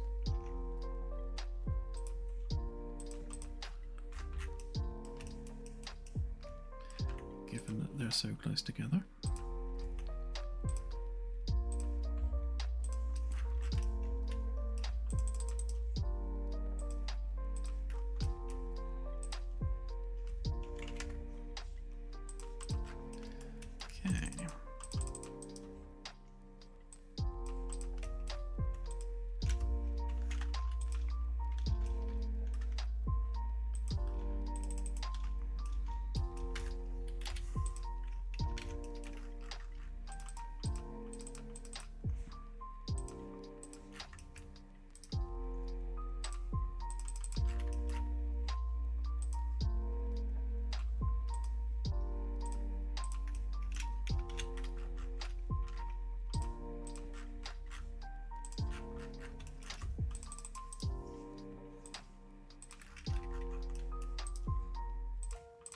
So as we've come inward of this edge here, you can see that we're getting smaller and smaller and smaller. So if we'd had more faces than that, then that would get quite squished.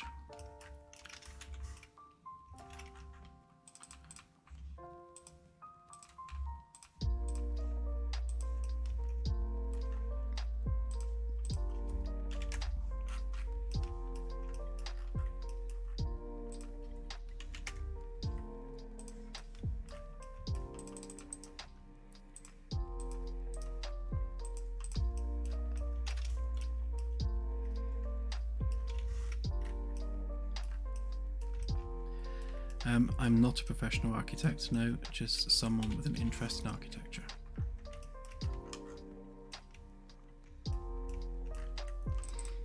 Although my sister's an architect. Obviously runs in the family.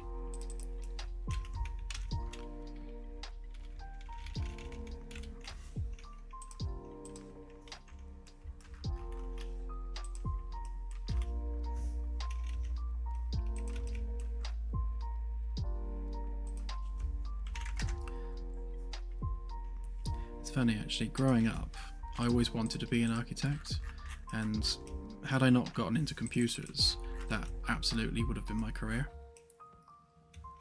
But I got into IT instead, and that kind of took over for me.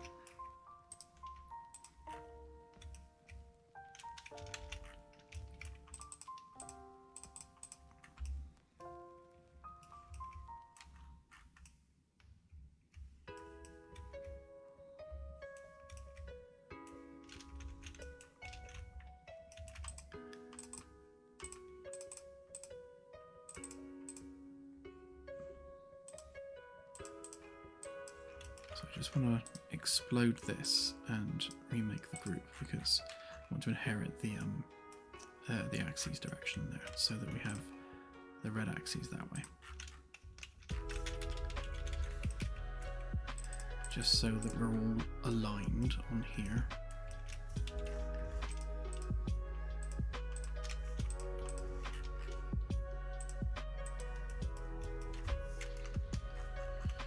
Okay, then we'll pop a face on there.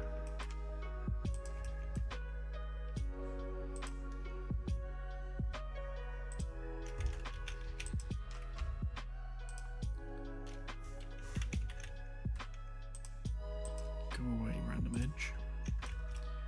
Right, let's extrude that through. That's going to be our cutting surface.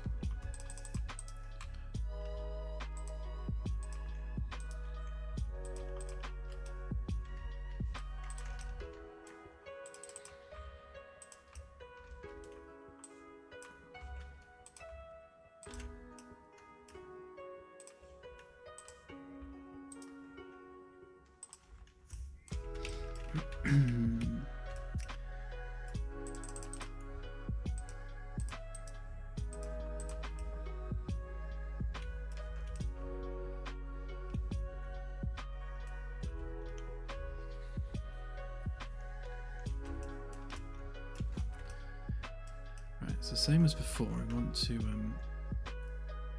line this up with the chamfered edge, so that the rubber backing doesn't overflow the geometry. Although on this particular mesh, we need to fix that. So that edge needs to just line up.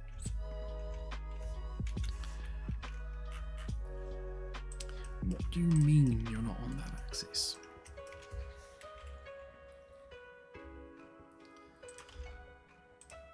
Hang on, need to fix that in a minute.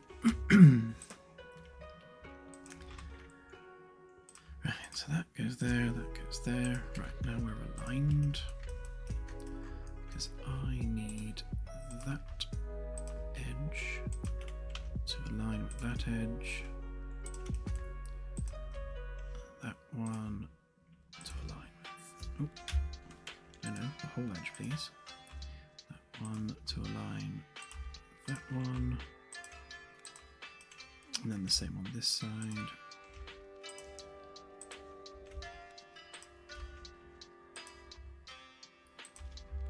That to align with that.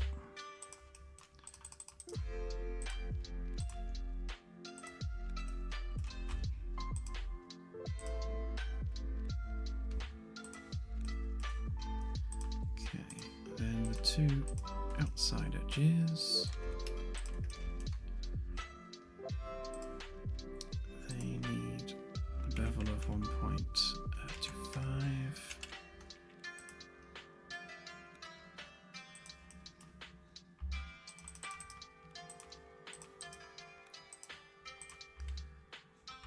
Okay, and then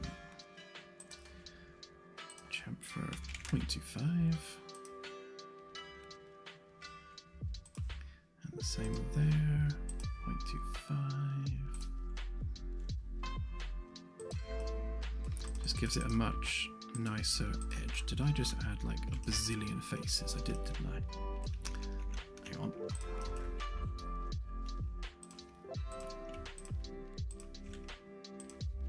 Forgot to change this from 8 back down to 4.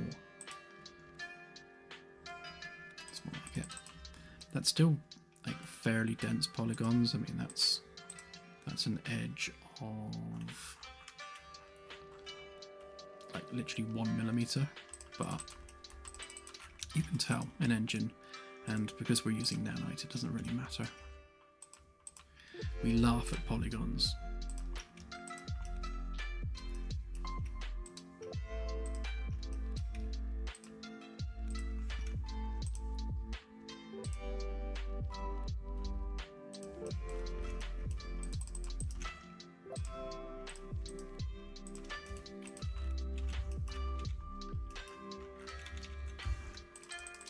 But now that we've done that, we need to measure the distance from there to there, which is 1.5. So we'll extrude that 1.5. That's our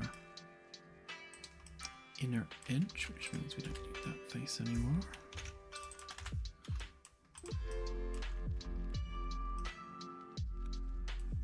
And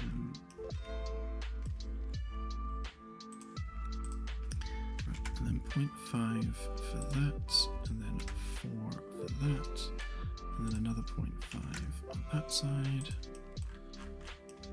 Okay, that should be all the different faces we need.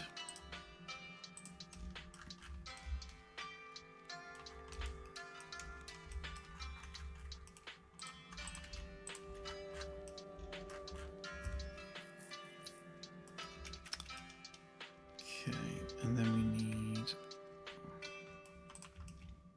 don't have a set face for this, so we'll just make one.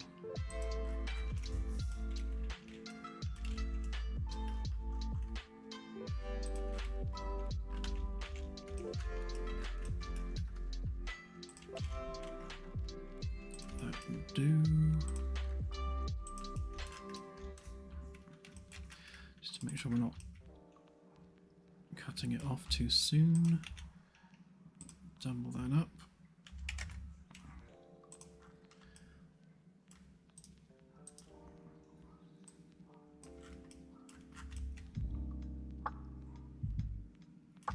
Right, so we need that edge, that edge, that one, and well, all of them, I suppose.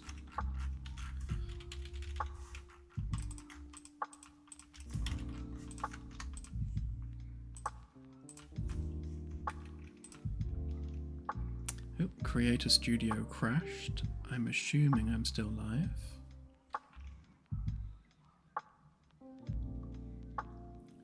Am I still live?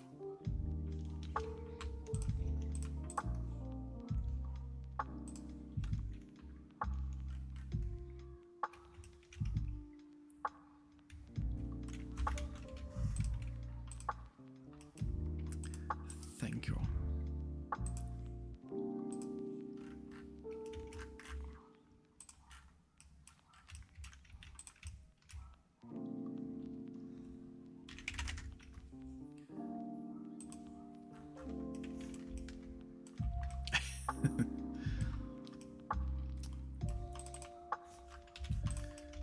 Did I make that a component? Yes, I did. Good.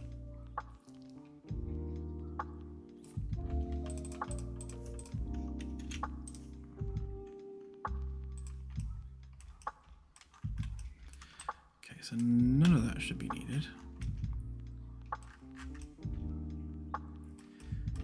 And then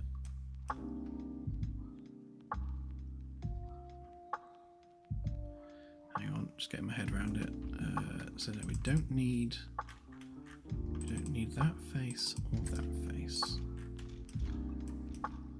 and then we don't need that,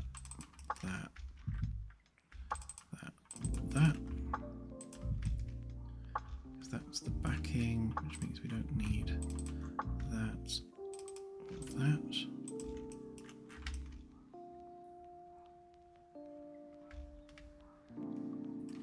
Which means we don't need this either.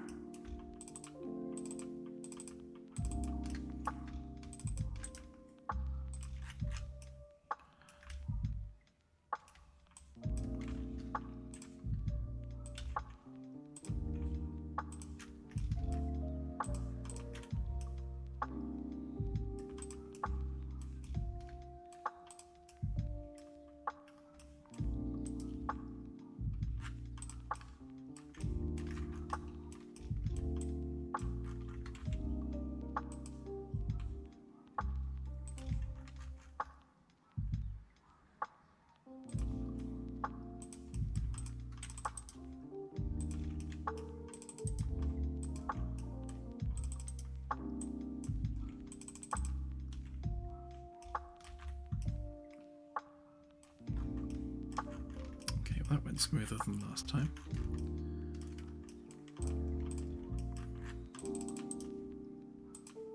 He says, tempting fate.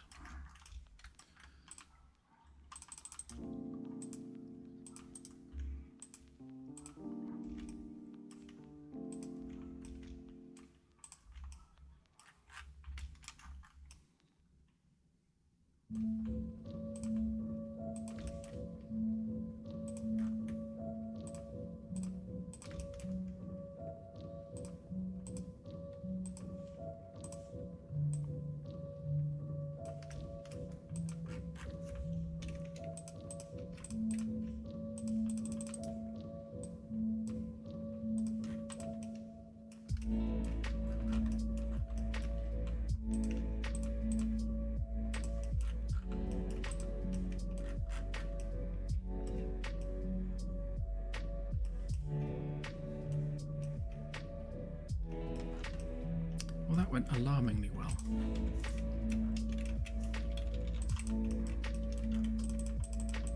I always get suspicious when it goes that well.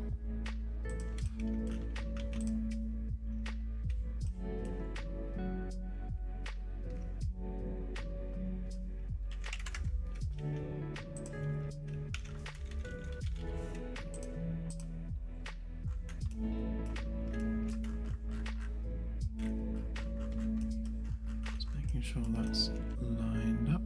Yeah, perfectly.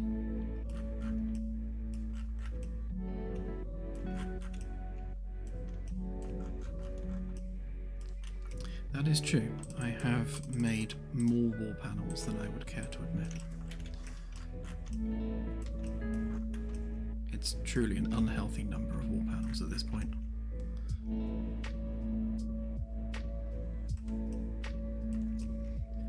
I'm just amazed that got all lined up perfectly first time.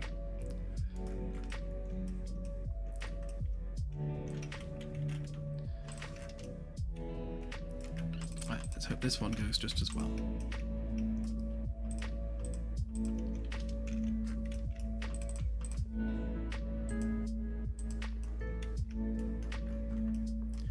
Okay, so for this one, we don't need that face. One needs to be reversed. We don't need that face. That one needs to be reversed. That should be all we need. We don't need that face. Yeah, that should be all of it. So if we make that a component,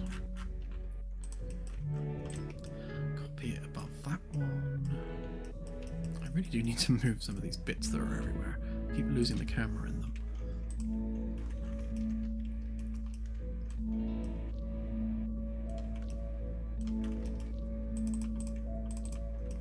Let's just remove some of those messy bits there.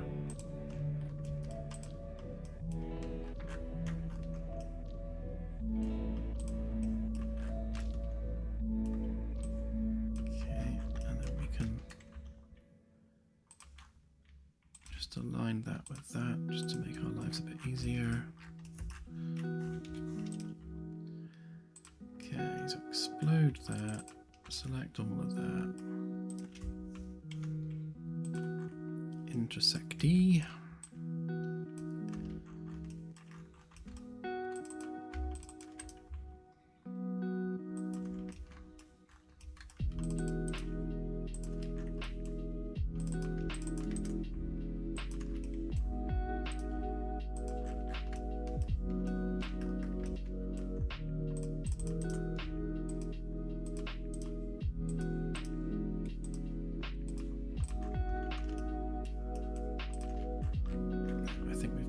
You know.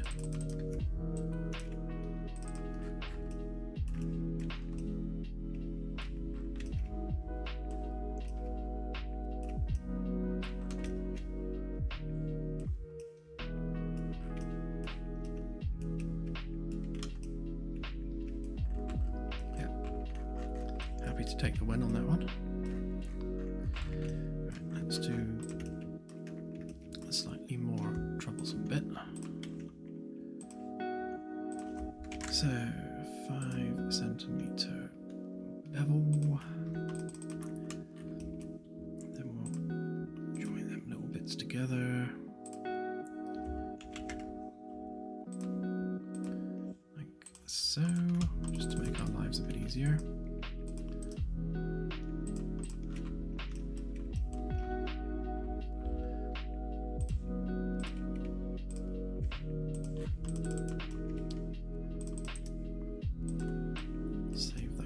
From getting anything nasty happening to it.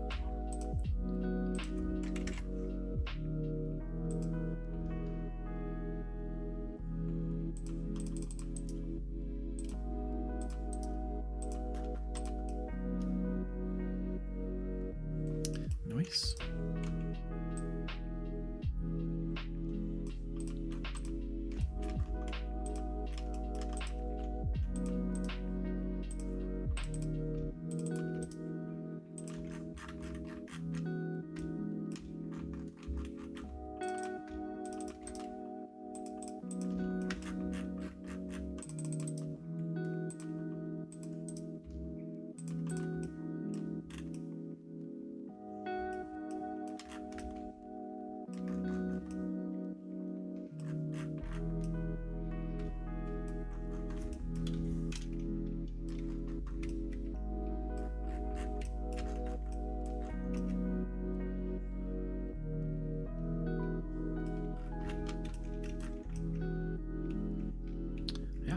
Do. Let's do these railing bits.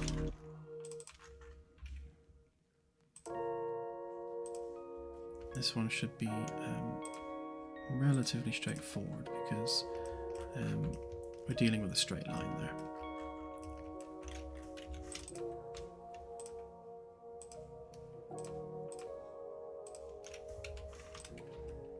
Right, so 3 there, 5.5 there, same on this side, 5.5, 3,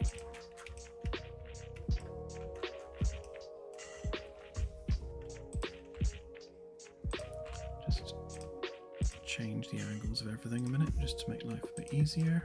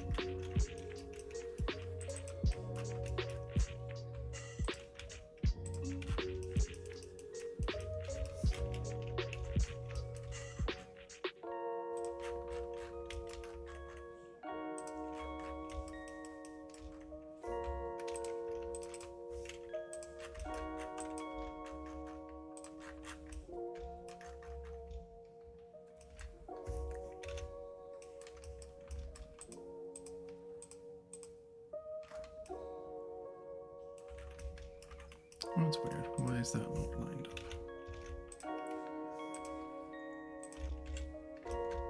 These two meshes are probably not quite perfectly aligned, but no matter, we'll do it manually.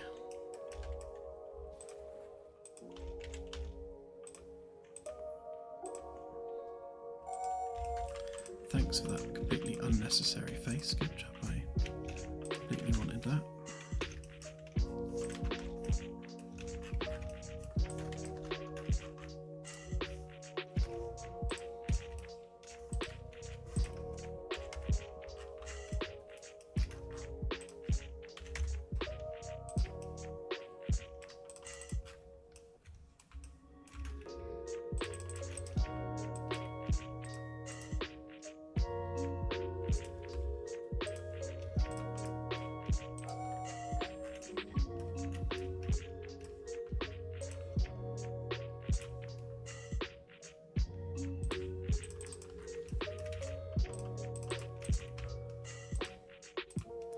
Why I always use fix it after every time I do something, because we always end up with duplicate faces, which it just randomly creates.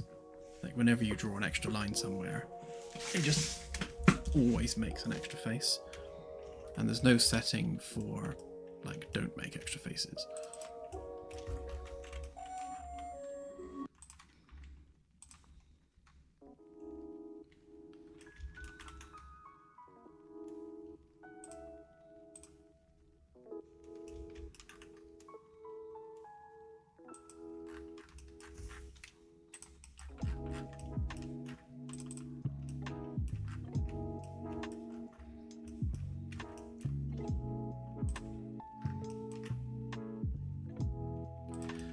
This one slightly differently because we do have more faces to manipulate.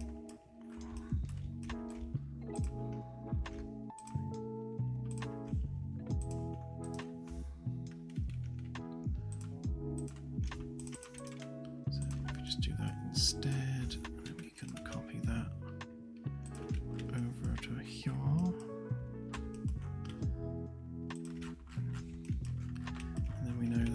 To be 5.5 that way, which means that can go. And then we've got some repair work to do there.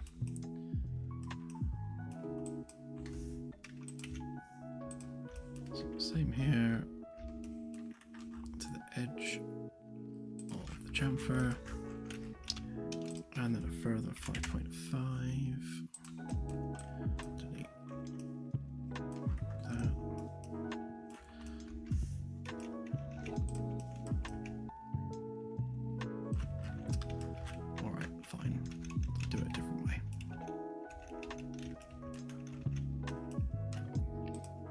So basically what's happening here is this edge isn't absolutely perfectly perpendicular with the direction of the axes. So what happens is when you try and move a face along its length, by the time it gets to this end it's ever so slightly offset, which means the faces don't line up, which leads to all manner of issues. And autosave says hi.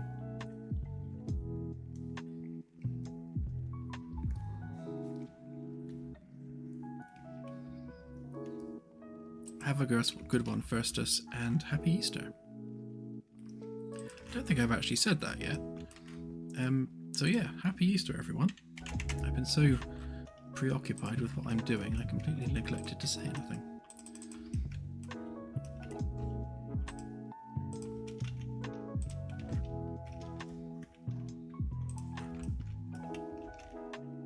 Okay, why have we suddenly lost our axes again?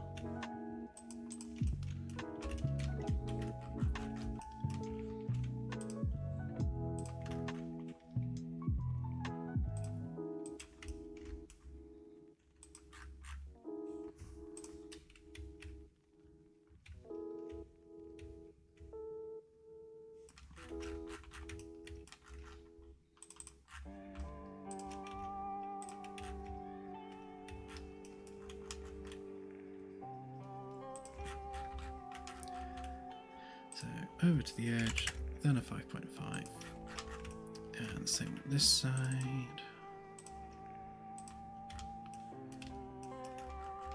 Line it up with that, and then 5.5. Right, this time you should get a nice clean cut with no missing bits.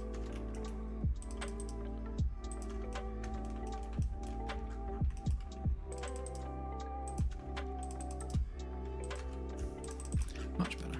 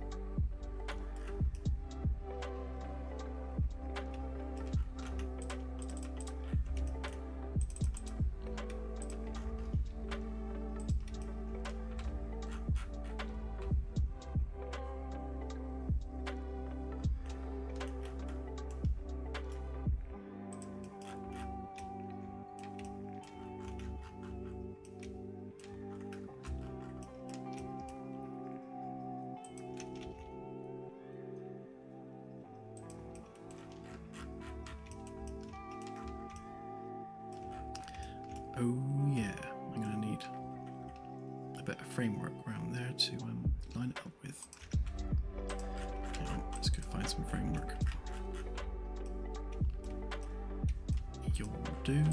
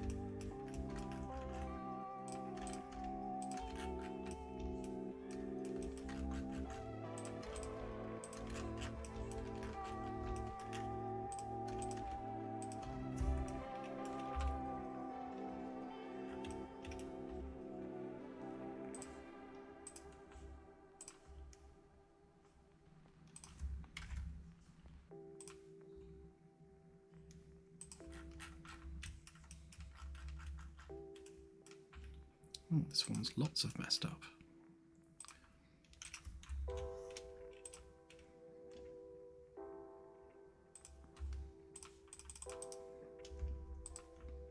I don't know why it does that, by the way. It's something to do with the script that does the chamfering, but I don't know whether it's the geometry or an error in the script, but it does it on literally every single one.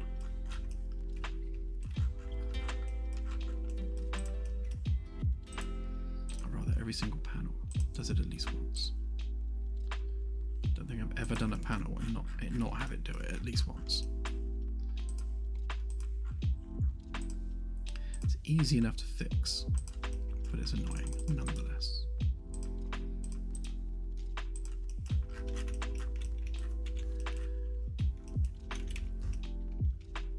Okay, I think that's us done with that one then.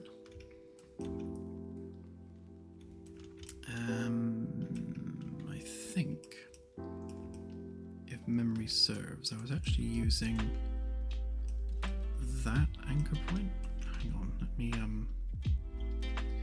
go and verify that. What was I using for these ones? Yeah, so I was using that anchor point for them, and that one for them. Yeah, so I shall borrow that anchor point rather than making one in the middle.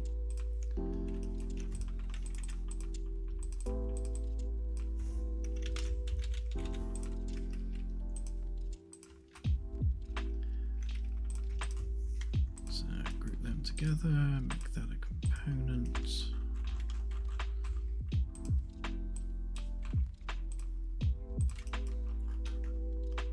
Pop that there.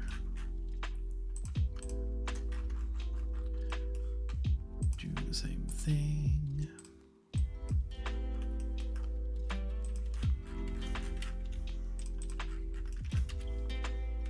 Make sure they're aligned.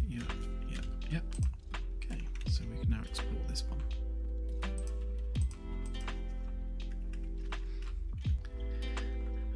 So ring to all.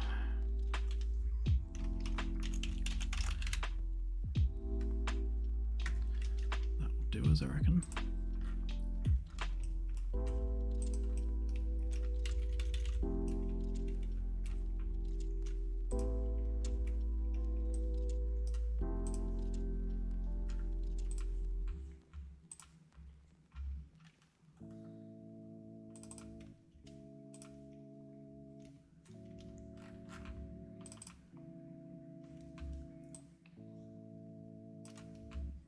Oh, whoops.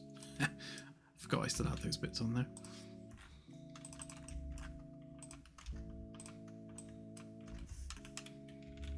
Deliberate mistake.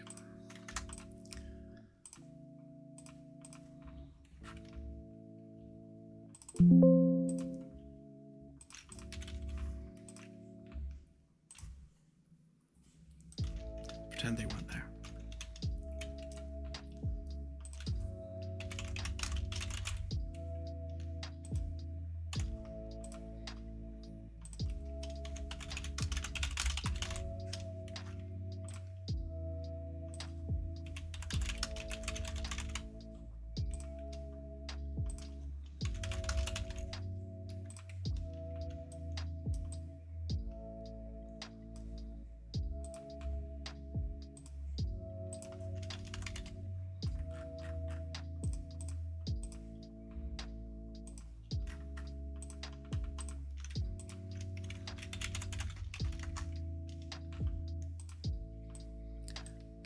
Should be all the processing done there.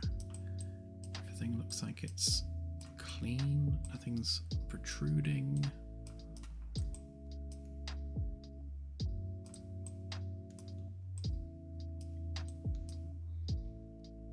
Okay, yep, that will do us, I reckon.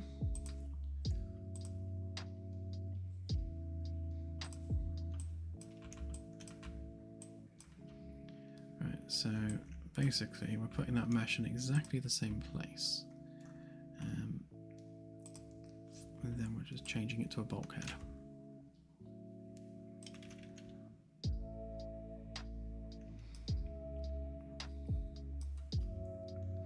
Well, all the panels will be individually destructible, and the bolts themselves will be removable.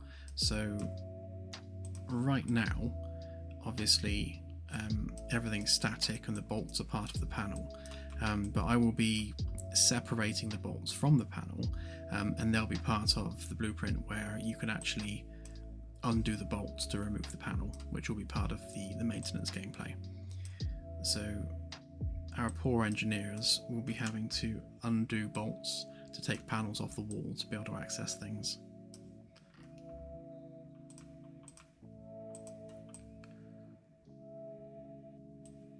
Of course the label's over there. Why wouldn't it be under there? Oops.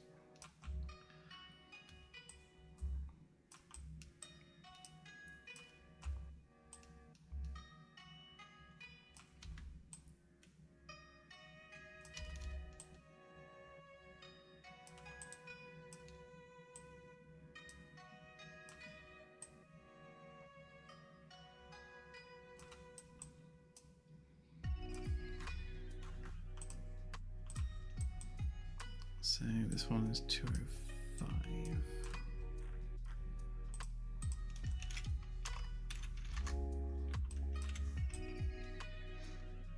So it's 205 on both sides. Claire, can you remember whether we were using B for bulkhead? I think we were, weren't we?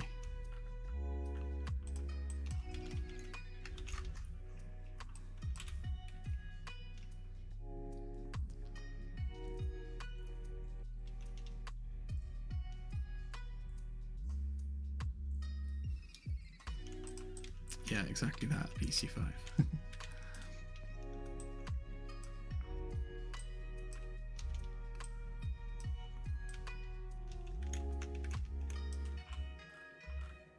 Okay, so that one needs mirroring, which means we also need to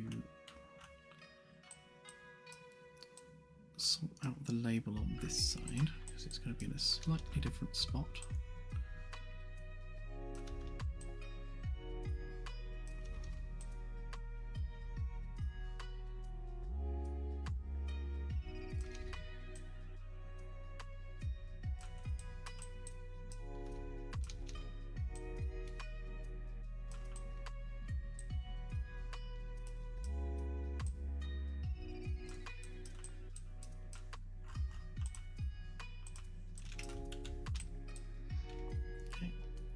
So that's 205 bulkhead, 206, 204. Oh, hang on. Really? Did I not copy it?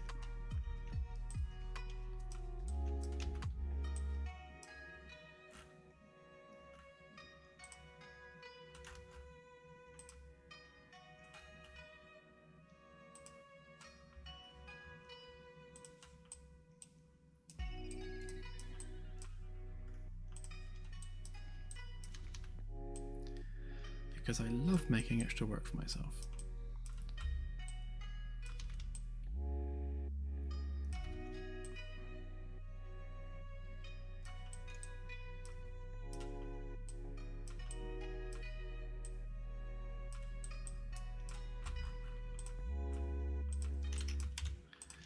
Right, so that's the non-mirrored version.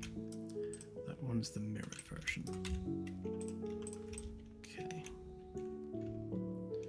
So just need to copy them around the deck now.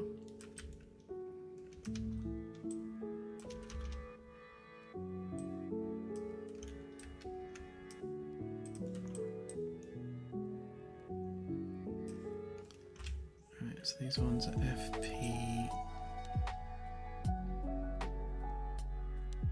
13.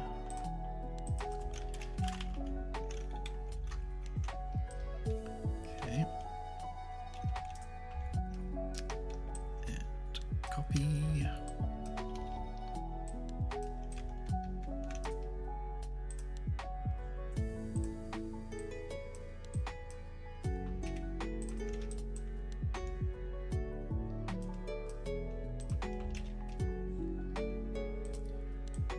So FF206, sorry, FF205.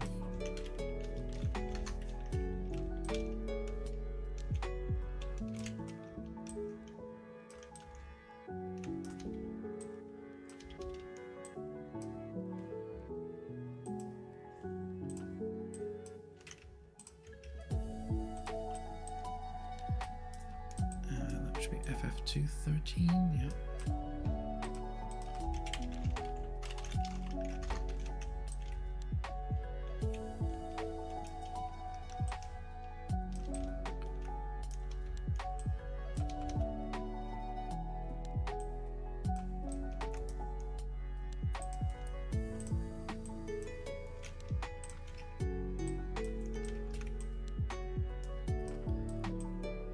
Trying to get these right first time so that Claire doesn't have to go behind me fixing my mistakes.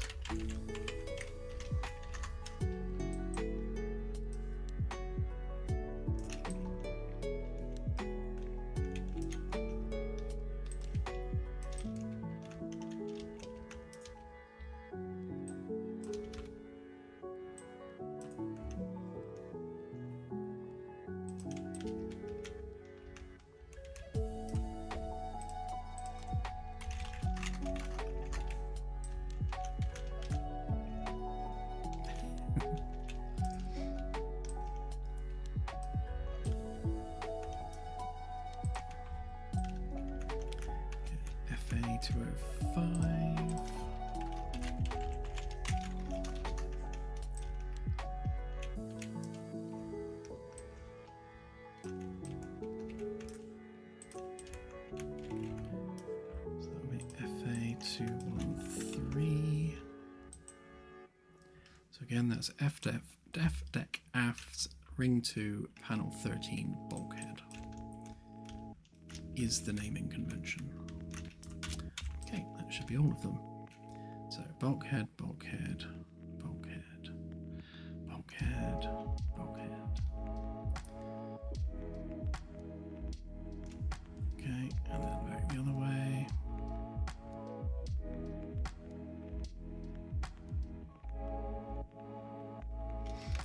Looking good, and I've just noticed that I seem to be missing a floor panel somewhere. Yeah, there. Why are we missing a floor panel?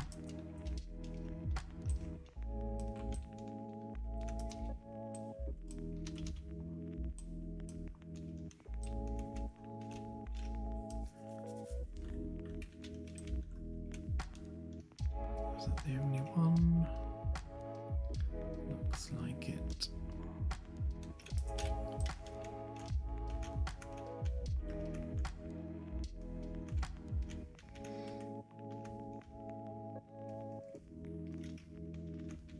Okay, definitely coming together. So,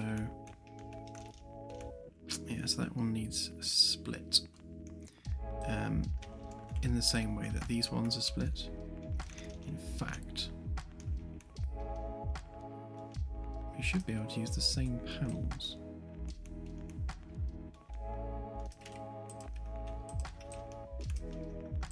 Hang on, let me just confirm that.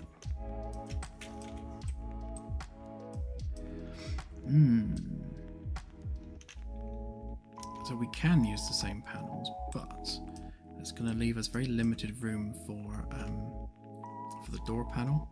So I think we will make custom ones for there. Plus I need room for having a step. So I'm going to include a step up as part of the panel, just with like a little rubber grippy thing on it. So yeah, so we do need slightly smaller custom edges on that one, which is annoying because that's an extra panel.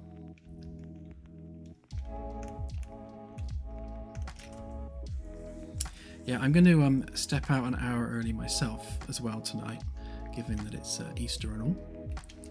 And I have 2 kids sat there twiddling their thumbs.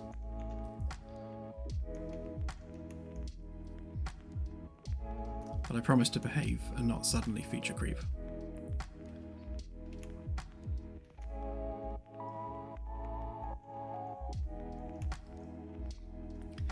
Yes, you are quite right. And yeah, we are way behind on where we wanted to be for the demo update. But yeah, we are pretty much there.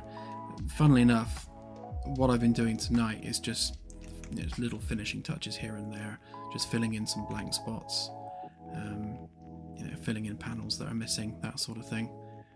Our line in the sand for releasing the demo was to make sure that everything that's in the current demo is still as good in the new demo. So where we've ripped apart the decks and replaced things, we've put them back together enough that they are at least the same as the existing demo, because we didn't want any steps backwards, at least visually. So that meant just making sure that, now that we've increased the deck spacing, all the panels and things have been redone to match that new spacing, and also to match the fact that we've segmented everything now. So other than this corridor here, which Claire has quite amusingly put some spare panels in, I think we are where we need to be. There's a few missing panels in the reactor room that I'd like to get done. Like there's a panel behind there I'd like to get done, but we're definitely in those final polishing bits and pieces now. There's a couple of bugs that need fixing ready for the demo release, but it's all it's all niggly stuff now. You know, the bulk of the work has been done, which is good. But yeah, we are way behind on where we want to be. And, you know, hands in the air, that's my fault. I absolutely put too much to do in this one patch, which is why it's taken us a year to get this patch done. But that's entirely on me. And we'll be having much smaller patches moving forward, so we can do more regular updates without these monstrous patches taking forever. Actually, now I mention it, I just noticed another door panel that we need to make for these two rooms here. Claire would say that I should just leave it and just panel over the gap for now, but that's not how I roll. If there's time to be wasted, I'll find it. So yeah, I'll stick a panel in there just so those rooms get toable. That's true, Kaji. Yeah, I did actually have a kidney stone. Well, I actually had 3 kidney stones, one after another, for a few months. So that did knock me for 6 a little bit, but I still got some stuff done.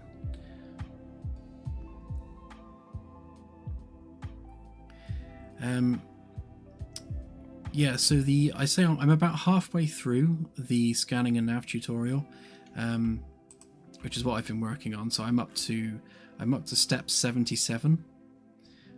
It's a lot longer than it was before.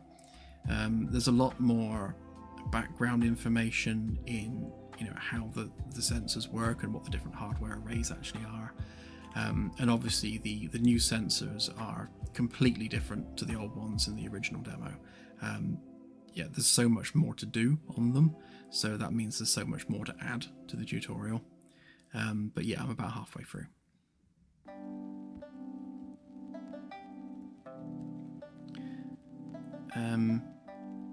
Yeah, must be YouTube. I mean,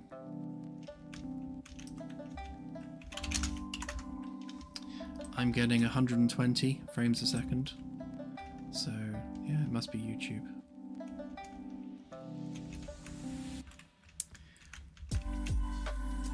Right, okay, so the last thing I'm going to do is rebuild the collisions, not the collisions, the nav mesh again, which is something I have to do now every time I put a build out. So just want to make sure that we've got the right levels loaded.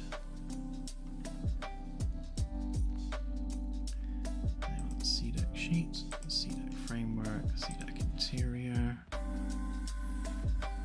DDEC sheet, DDEC framework, DDEC interior. And then we want EDEC sheet, EDEC framework, EDEC interior, and then FDEC.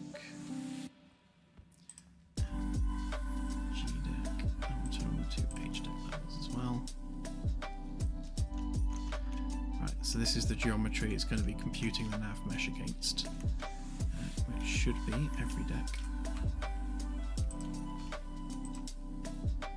You can ignore all the other levels for now.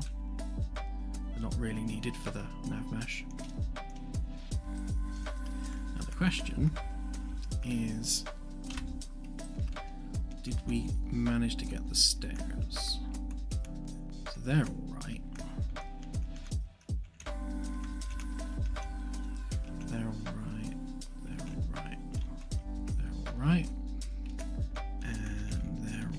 So we've got the stairs there, we've got the stairs there, and I think that one's using a different mesh. Yeah, I think this one's using a different collision mesh, but that's fine. We can live with that one for now, because there's no reason to go up that far in engineering yet. At least not in any way that's relevant to the tutorial pathing issues we've been having. So I need to make sure I fill that gap so that the path goes all the way across there. And And the other one would be the stairs here, which we have pathing for. And that one, that step works. And when I find it, yeah, here. So we've got pathing through here as well.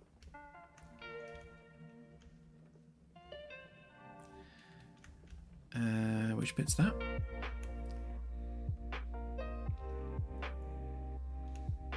Do you mean these bits? Oh, in there. Right, yes, I see what you mean. Right, what I'll do, actually... Yes. So I removed this floor piece from the calculations for the Roomba, so the Roomba wouldn't go and clean it. But you're right, there is still nav mesh there, and for some reason, like some kind of an idiot, it keeps going in there and getting stuck. So if we add a nav mesh modifier volume, which we can't see, but we can see it's right there, and we stick this over there. Okay, and then we check that.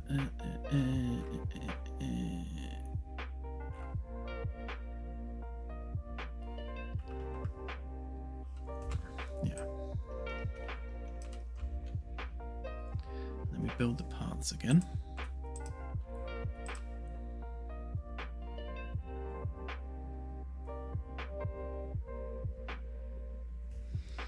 Right, so he should not have access to that area at all. Like, under no circumstances should he be trying to path into there. So that floor tile does not get dirty, and the nav mesh does no longer extend there. So fingers crossed. Let me just recheck engineering a minute, make sure the stairs are still good, which they are.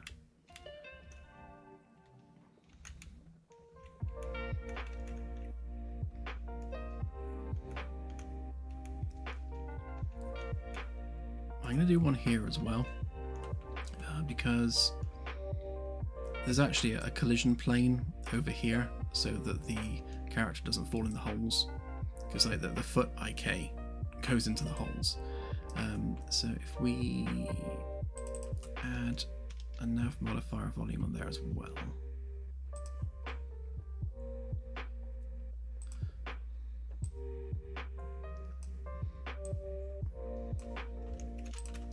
Make sure we are dead center. And then go. So this will stop the tutorial trying to path through the middle of the reactor, which it is doing currently. It's actually nice that we're using the pathing, like NPC pathing, for the tutorial track, because it means that we've got two things in the game which are using the nav mesh, which means that's double the checking of the nav mesh that we're doing. So we're making sure that it's good for NPCs and players alike.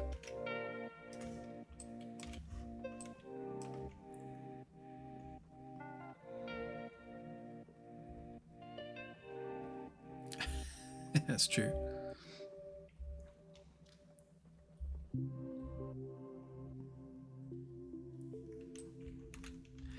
Yeah, so the reason there's a naked dude in all the chairs is because when you sit in a chair, it's not actually you sat in the chair. The real you is teleported above the bridge, and it's like a pseudo you that sat in the chair. It's just like a representation of you. What I want to do is I want to make the chairs proper vehicles so that your actual character pawn is attached to the chair, so it's actually you in the chair and not just a representation of you. The reason I had to abandon that approach is because we're using ALS, which is a very, very old character system for Unreal. And it was causing havoc with sitting in chairs. Like the character would spin around and you'd like slowly rotate in the chair, and all manner of issues with it, which is why I kind of botched it like this. But this is only temporary. Once we replace ALS with something a little bit more useful, then that will no longer be an issue. And then chairs can be proper vehicles. And obviously we need all manner of different vehicles in the game, so it's, you know, that's some core code that needs doing regardless. Right, so on that happy note, I will call it a night, and I shall get the build done, and I shall get this out as a dev build as soon as possible. So obviously that's for the backers, so if you're not a backer, the demo update is coming out soon. Honestly, it really is coming out soon. But yes, if you're a backer, then you shall have access to the dev build in about an hour. Will do, Paul. Yeah, we're working our way through it all. So Claire has a big list of all the things that need doing for the demo update, and we're just working our way through that list, like bullet point after bullet point, just fixing it all. And the backers are doing great as well, going through just pointing things out that need doing. But yeah, so it'll all get done, just one thing at a time. Thanks, guys. So happy Easter, have a good one, and I shall see you on Wednesday's stream. Bye for now.